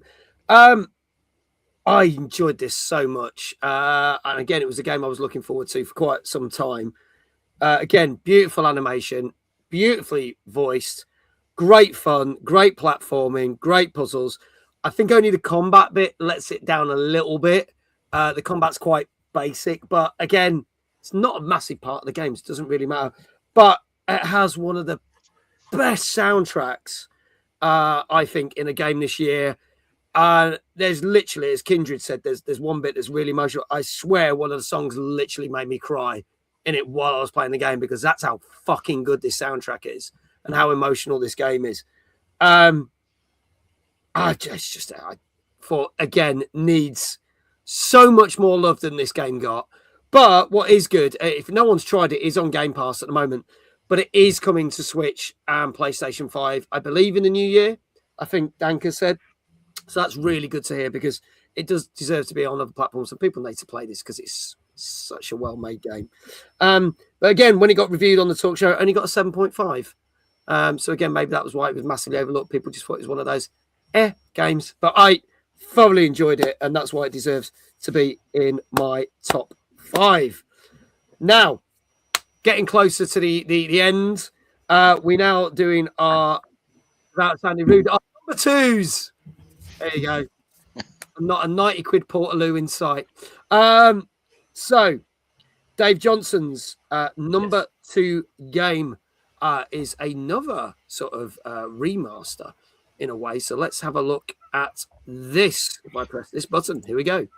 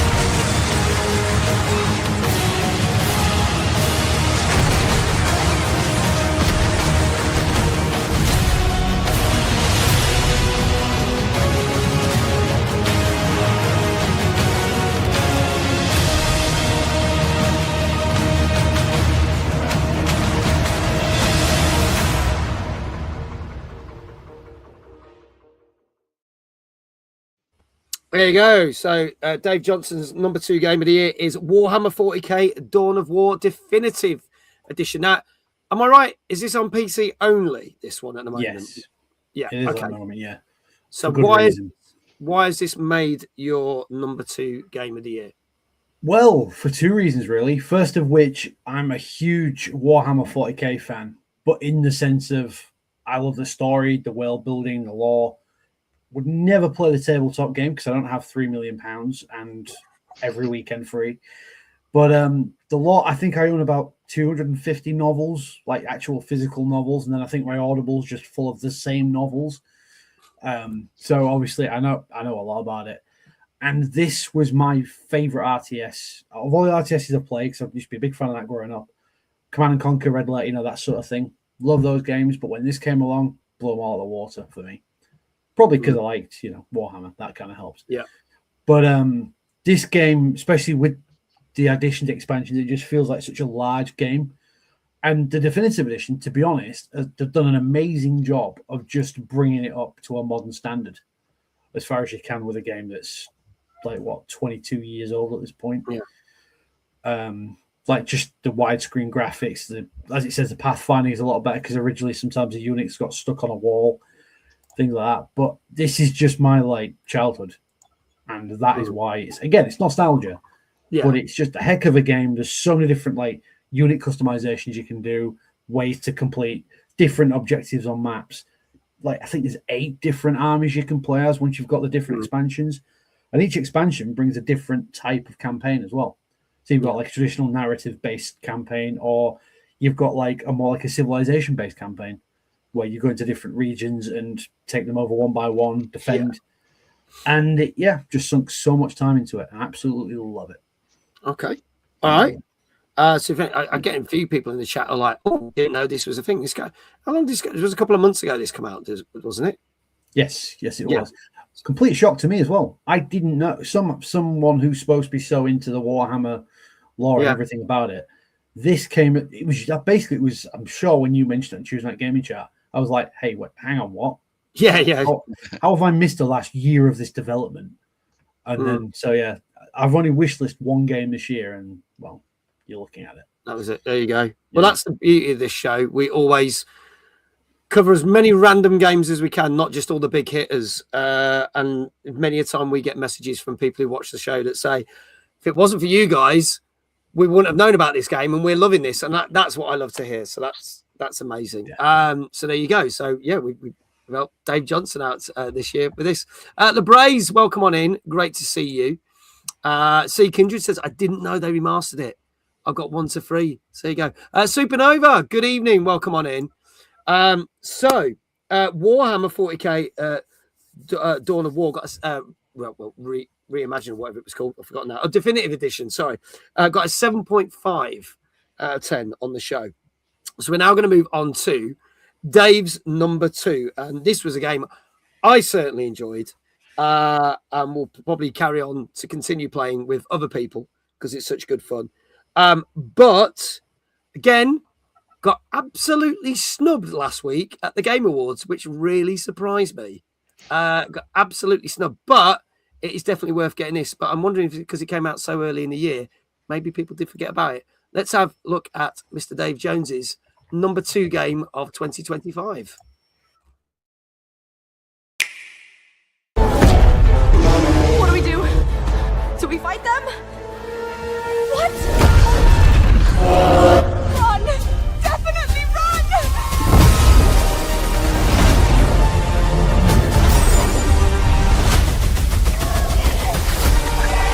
What is the Ice King's deal, apart from his interior design? Brace yourself!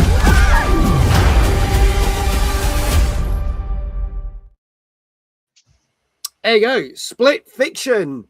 I love this game so much. Oh, it was awesome. Yeah. So tell us why it's your number 2. Yeah, well, I just found it's to be absolute just joy to play. Brilliant co-op game. Lots of fun things that it does. To get you both involved. You both need to use the powers that you get in each different sort of world to help each other out and progress through it. And it did a really good job, I think. Mixing sort of going from sci-fi to fantasy. Sci-fi to fantasy. Did a really good job with that. Had some good environments, good boss fights, stuff in there that again you both had to work with each other to do. So just great fun. Get together with a friend on this, getting on voice chat, and just chatting along, then playing it, trying to work out what to do. So well done. Story-wise, I wouldn't say it's as good as It Takes Two. I think I sort of gelled with that story a bit more, but this one it was still good enough. Pulled me along through, but it was the gameplay that really sort of made it, and all the stuff they got you to do, and it had did some really good things. For the final level, I thought that was pretty very well done. So I mean, for anyone looking for like a seriously good co-op game, I mean, this to me is the best one of the year to play.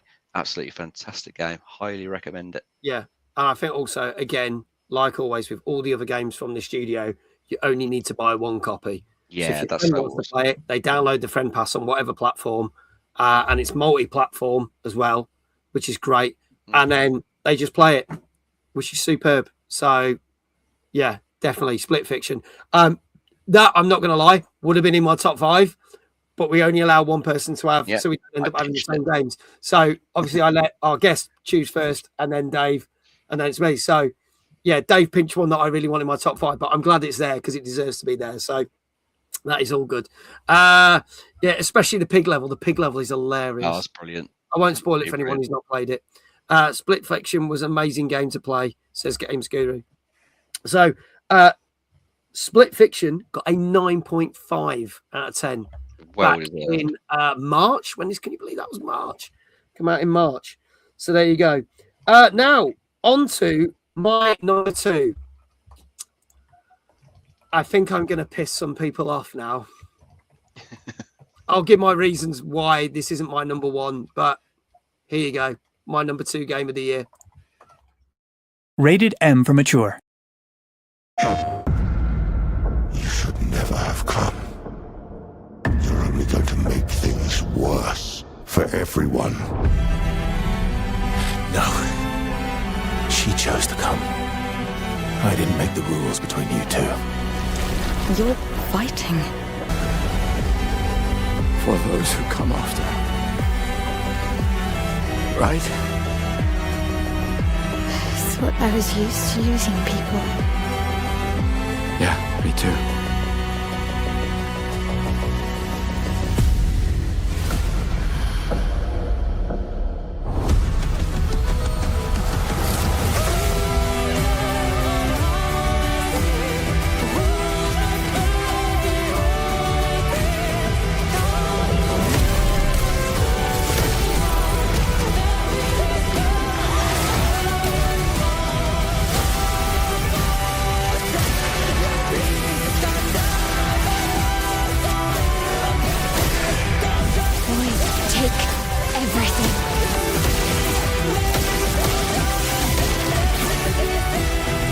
Is this true? Miles with him. We need to go now.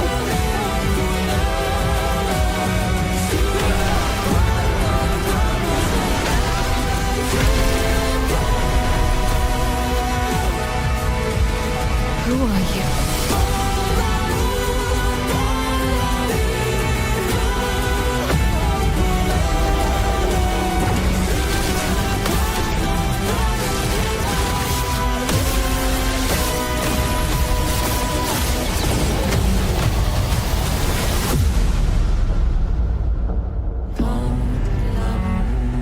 I know it seems absurd to offer oblivion as recompense, but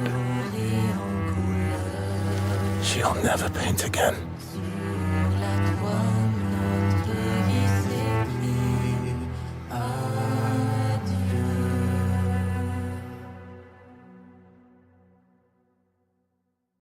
PlayStation. A game that deserves every single award it's won. And again, I tussled with this a lot, like a lot. And it was like, is this going to be my number 1 game or is it not? And I know I've spoken so highly of this. And I think this is why people might be pissed at me, because I think everyone thought this was going to be my number 1 game, which probably means there's a lot of people in chat going, I have no fucking idea what his number 1 game is. A game, again, that shocked me in places, made me laugh in places. Great storytelling, amazing soundtrack, beautiful visuals, and I'm gonna say this: a game from a genre that I would never, ever have a second thought about ever playing, because I do not like RPG games. I've said this many a time, but I always want to give things a fair shout. And from the moment we first streamed this, I was like, this is something different. This is something far superior to anything that I've played. And it probably does deserve to be my number one game. But I have thought about it, and you'll see why I've gone for my number one choice. But this deserves everything it's won. And for all the people that are moaning that Expedition 33 has cleared, fuck you. Because this deserves everything. This was made by a team, a small team. It's their first game. It was beautifully put together. And the fact that they got local musicians, they got people off basically like Craigslist and God knows Reddit or whatever, and found people to do the work and do all that. So they're getting people that were given a chance to prove themselves and talented people, rather than just getting a big company to come in, spend a fucking $300 million budget on it, and then it turns out to be a load of dog shit. This was something that was every little aspect was conceived with love, and that's why it's such a good game. And if you haven't played it, please do go out and try it, because you deserve to play it. But I just couldn't make it my number one. Just couldn't make it number one. A couple of people are guessing that it might be Just Dance 2026. No, it's not. And it's not Peppa Pig, Jenny. And I can tell you why it's not Peppa Pig. Because Peppa Pig World Adventure didn't come out this year, so it doesn't qualify. Mind's Eye, I'm going to say this now, Games Go. I did think about trolling people, and when it got to my number one, playing the Mind's Eye trailer. But obviously, as I stated early in the show, which I know you didn't see, I did call Mind's Eye the biggest piece of shit that came out this year. And I still stand by that. So there you go. It can't be Astrobot because it came out last year, and that was my number one game of last year, JL. It can't be Skull and Bones either because it doesn't qualify, because that came out last year, and that wouldn't have even got in my top 50 because it was shit. Could it be Cozy Bonfire? No, never played it. Is it FBC Firebreak? Oh my God, again, that goes into my mediocrity list. I forgot to mention that. Mediocrity list. No, JL, you've just missed it. Expedition 33 was my second best game of the year. This is why everyone's trying to guess. Everyone thought that was going to be my number one game. It's my number two. But no, yeah, FBC Firebreak. I love Remedy. I love everything it does except that game. And I even had to have that conversation with someone at the Horror Game Awards who was defending it. And I said, that's cool if you're still playing it, and that's great. But for me, it was played it, done, out the window. So they better fucking get back on track with Control 2. Otherwise, I'll have to have words with my mate who just dancing and drinks. I've got my fingers crossed. That looks good. I think that'll be trailer for that. And do you know what it is? And you said this on a text. I'm going to say this now. Dave said to me on a text, it wasn't what I was expecting from a Control sequel. No. And I always think that the games from Remedy that are not what you're expecting, as in Alan Wake 2, because when Alan Wake 2 got revealed, it was like, well, this is way different to the first game. That's when they fucking succeed. So please, I want that to be a good success. But FBC Firebreak, there you go. Anyway, on to our number one. So just to recap there, Warhammer 40k Dawn of War Definitive Edition got a 7.5. Split Fiction got a 9.5. Claire Obscura at the time when we reviewed it got a 9 out of 10. But then it went up. If you actually go on Meta, I think it's got a higher score on Metacritic now, or whatever. But that got a 9 out of 10 at the time. So actually, Split Fiction was rated more higher. But our number one games, our final ones, folks, number one games of the year. And we start with Mr. Johnson's. Let's have a look at this. This is a game, again, we reviewed this on the show. And again, it got really good reviews. But again, not many people are probably talking about it. But let's have a look at this. This is your number one game of the year. Peggy 12. Agent, your mission is to find the cause of these anomalies.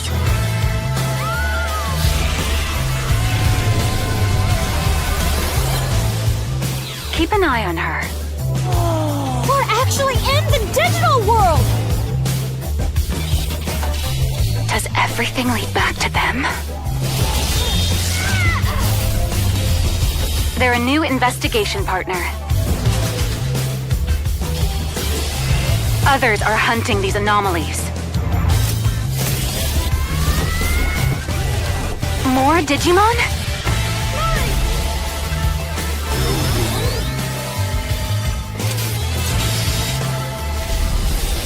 Agent, we need you. You must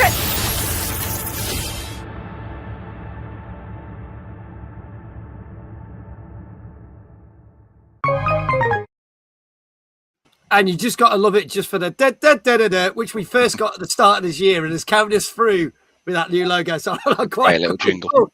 And that's there. So that's great. From Bandai Namco, came out in October. Digimon Story Time Stranger, as Dan rightly points out. Bandai Namco knows. So tell us why this is your number one game. Right, quite simple. So growing up, you were either a Pokemon kid or a Digimon kid if you were raised in the 90s. Me, I was the weirdo who liked Digimon. And that's it. But I didn't play the Digimon games until later. Because there's quite a few out, especially these like Cyber Sleuth and the spin-offs, which this is like a sequel to those. Yeah. And a lot of people love the Pokemon games. They're legendary, they're iconic. These games just, I don't know, they scratch a different itch for me. Because it's much more customizable. Whereas, you know, you're raising Pokemon, your team's pretty basic. Digimon it's like a Pikachu evolving into a Charizard. Doesn't make a lot of sense, but it's Digimon. And again, it's that nostalgic hit for me. But this game was bigger than I thought. It lasted a lot longer. I thought it'd be like a 20-hour game and done. I think I've sunk 170 hours into it. Wow. Wow, nuts. Granted, yeah, for a game like this that I think is supposed to cap out about 60, I keep going back and sort of trying to raise new Digimon and then optimize the team, that kind of thing. And the first DLC just came out a couple of days ago. And that added like another 3.5 hours plus a bunch of like, extra stuff. Yeah. So as you can imagine, I'm going to play through that again over the weekend, the DLC. So again, there's always a thing with me. It's always nostalgia. Maybe it's because I'm getting on. I don't know. Sorry to you two. But it just felt right to me. I just enjoyed every second of it. Even though it's an RPG style game, there is grinding. Never felt like a grind though. So, sorry, Pokemon. This one is my game of the year because it just sucked me in from minute 1 to hour 170 where I currently am. Nice. What am I doing with my life? Really? Seriously? Well, your number one game got an 8 out of 10 on our show back in October. Yeah. Which I feel like it should be higher, but then I would. I'm biased. But again, as you said, I don't think a lot of people have really looked at it. No. Because it's Digimon.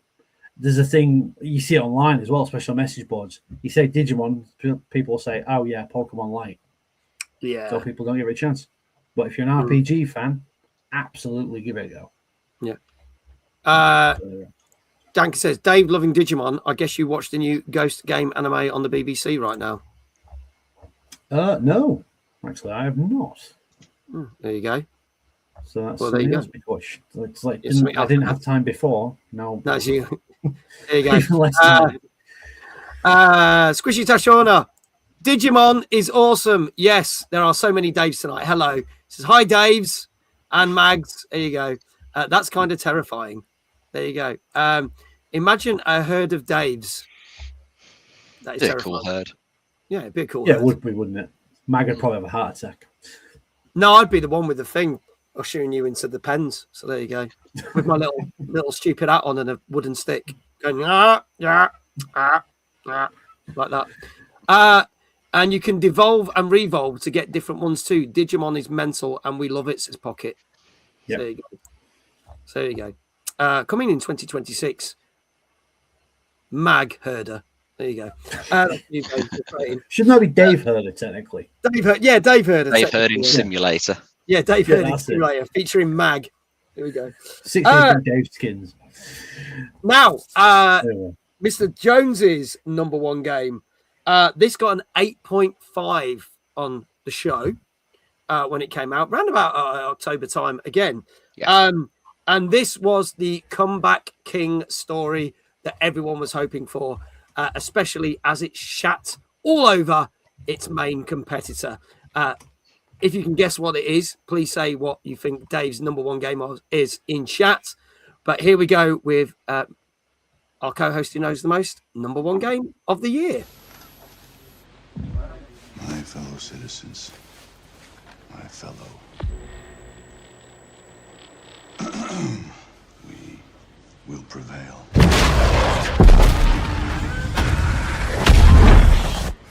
We're ready, Mr. President. My fellow citizens, today represents a dark day in our history. With this monstrous, unprovoked attack, no country is safe from their reach. For all those serving on our behalf, our prayers go with you. For the Pax Armada mercenaries who are watching now, I have a message.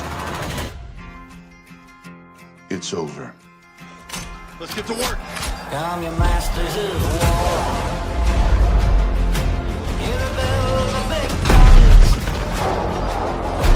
Hear it hide behind walls. 30 seconds. They turn and run farther when the fast bullets fly. Move fast. Move decisive. Dagger on my 6. Send it. And I will bet you die. And your death will come soon. I'll follow your casket by the pale afternoon. I'll watch while you burn. The ship now. And I'll stand over your grave, 'cause I'm sure that you're dead. Ready to target for the F-61.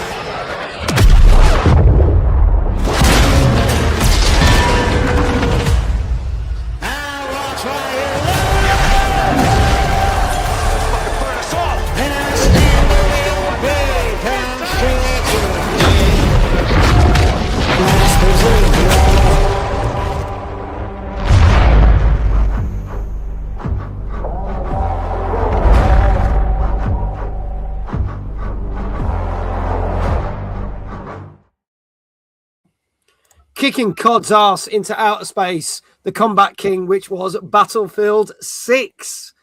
Yeah, it was about time they actually had a good launch for a change. Because a lot of previous launches have been freaking terrible, taking ages to sort themselves out. And the less said about Battlefield 2042, the way that came out. Yeah, that took a good year to actually be a reasonable game to play. But this one, you know, they did really take their time with it, get the community involved, doing lots and lots of playthroughs before it even came to like beta. And then when it came to like that beta weekend, I just started playing this, and then I just played it solidly for like the 2 weekends that they ran the beta for, then waited impatiently for the October release. I've been playing it pretty regularly since then, and I just really enjoy it. I mean, the single player is fairly average. It's the multiplayer where it's at for this, and the multiplayer is superbly done. For me, it's a good mix of maps. I know a lot of people keep asking for like bigger maps, but I find the size they've got in there are pretty decent, because you never get that feeling where you sort of respawn somewhere and then you got to go for ages to find the action. Yeah. And by the time you get there, the action's moved on somewhere else, and then you get sniped and have to go do that whole thing again. Because I've had that in older Battlefields on the massive maps. Yeah. Whereas this one, I never really feel that way. I feel like I'm getting back in the action. And the action in there is really good. They've really got the chaos of the battlefield, down pat in this one. It looks good visually. It sounds good.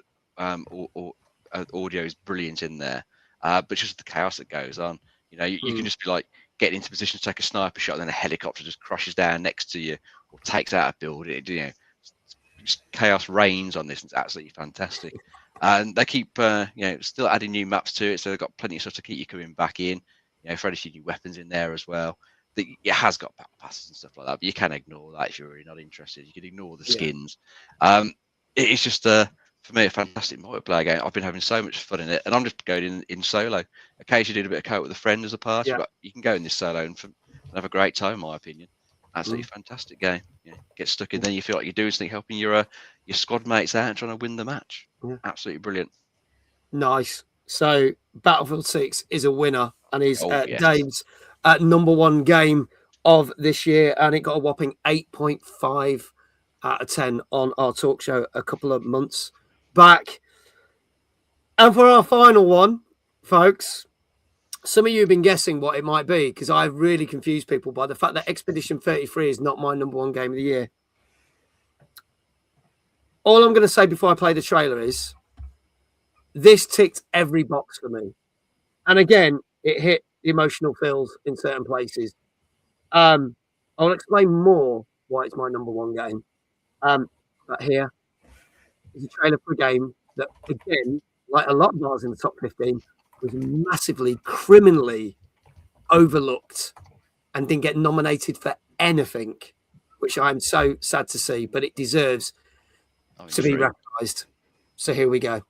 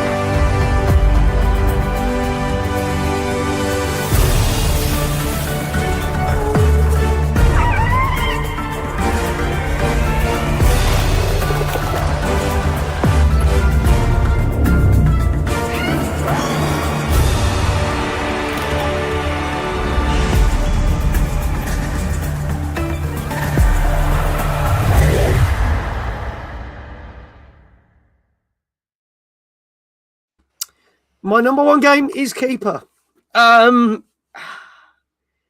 This game was an unexpected hit for me. It's bizarre. It's beautiful. Iquel, that was last year and was in my top 5 last year.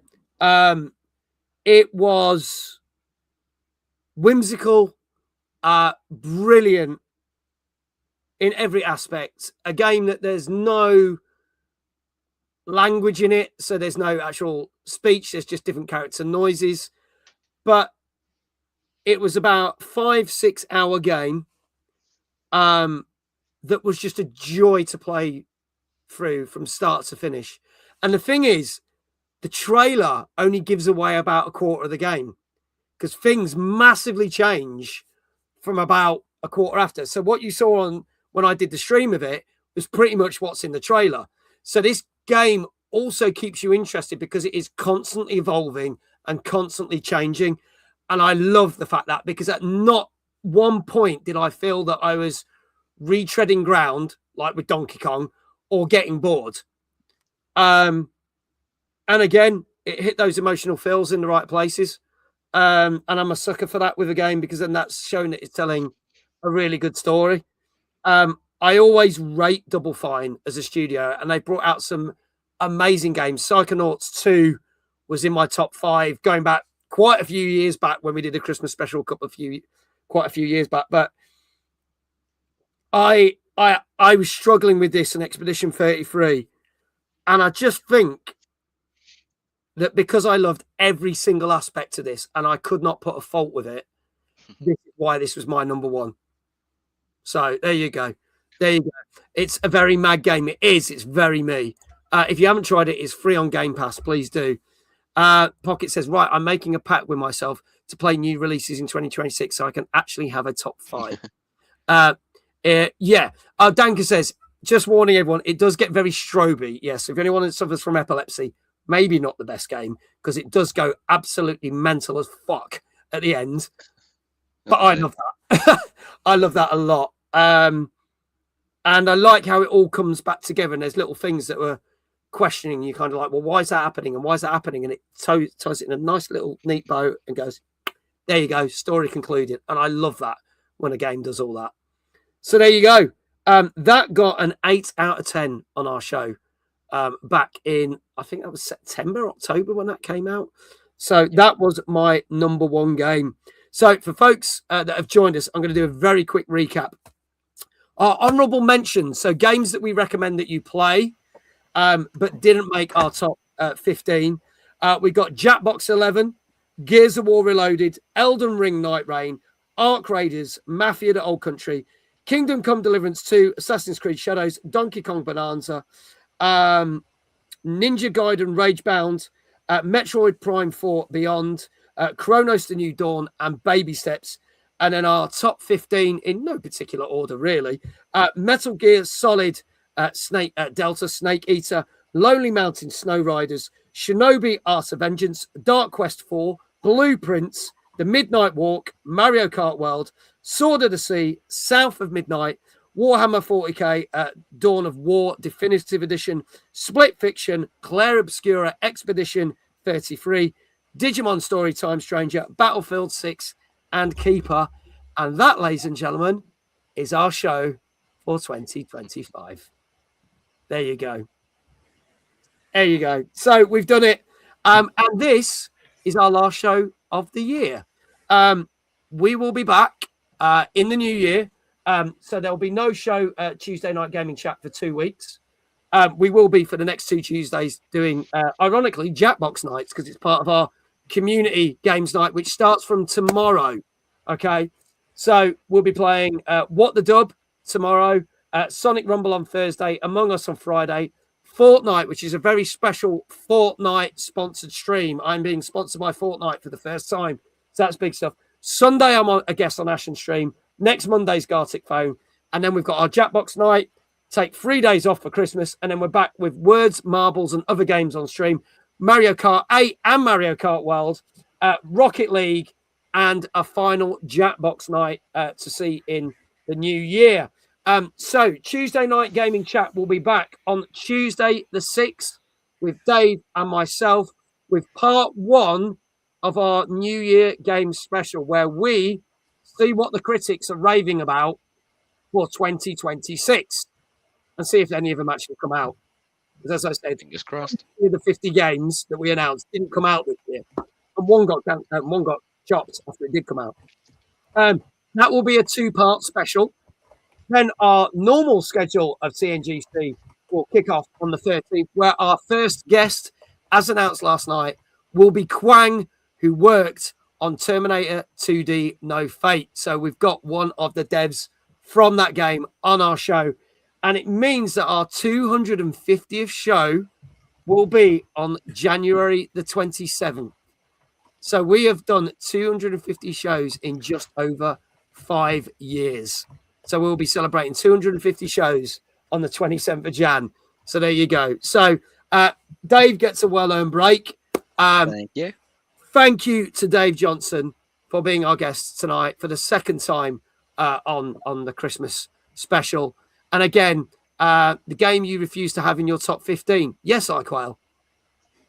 It's a perfectly good game, as I said. That's it.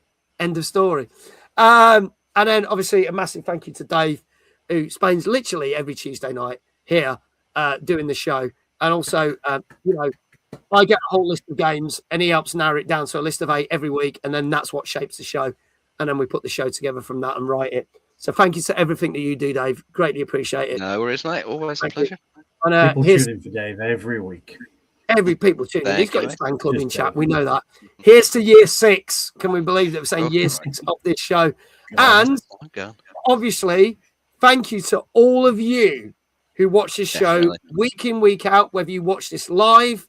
I know we've started doing this on YouTube live, so thank you to the new viewers we get on YouTube. Thank you to all our viewers on Twitch. And thank you to all of you that watch this on catch up, whether it be on YouTube or Twitch. This has been a passion project of mine for many years, and it was one of the first things I ever did when we launched the Twitch channel. And Dave has been by my side for the whole time, and we've had some fantastic guests over the years, and we'll have some more fantastic guests come. So thank you to each one of you for basically making this show what it is, because I'll be honest, without this show, I probably wouldn't be doing as much streaming as I do. This is the thing that drives me to stream and play new games. So thank you to all for supporting this show, whether you've been watching for 1 week or all 5 years that we've been doing it. I greatly appreciate it. So thank you to all. All that leaves for me to say is we are going to do a raid. So let's see who is on. 3 years since the first Knots VG. Yes, it will be. The first Knots VG was 3 years ago.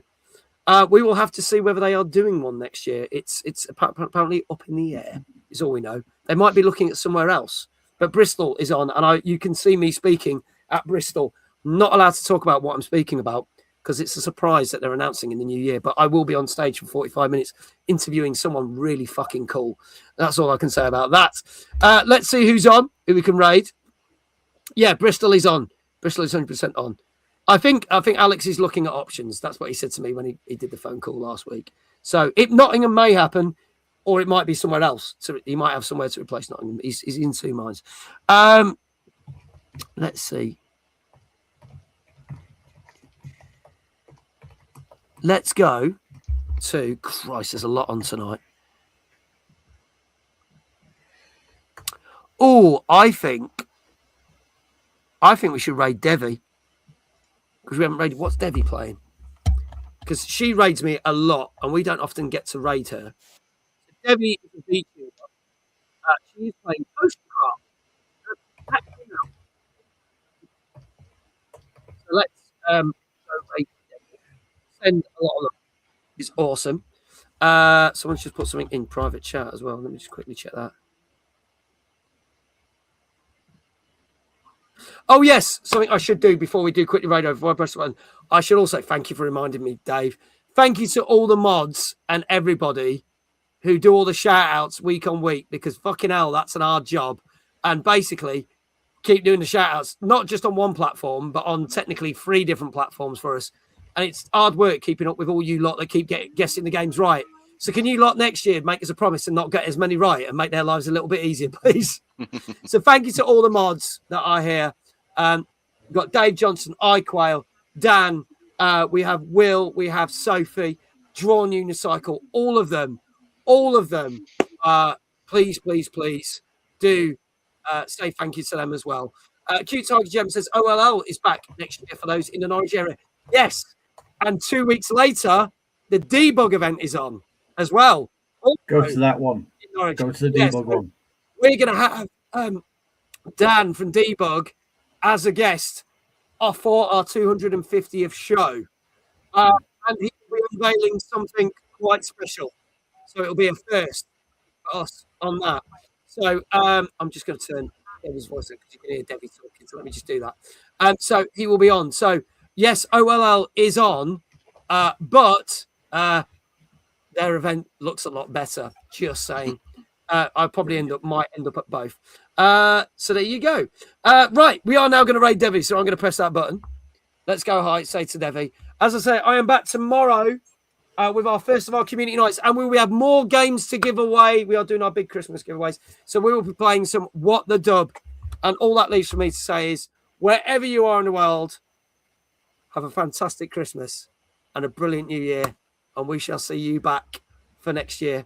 Thank you so much. Much love for all of us. Take care. Bye.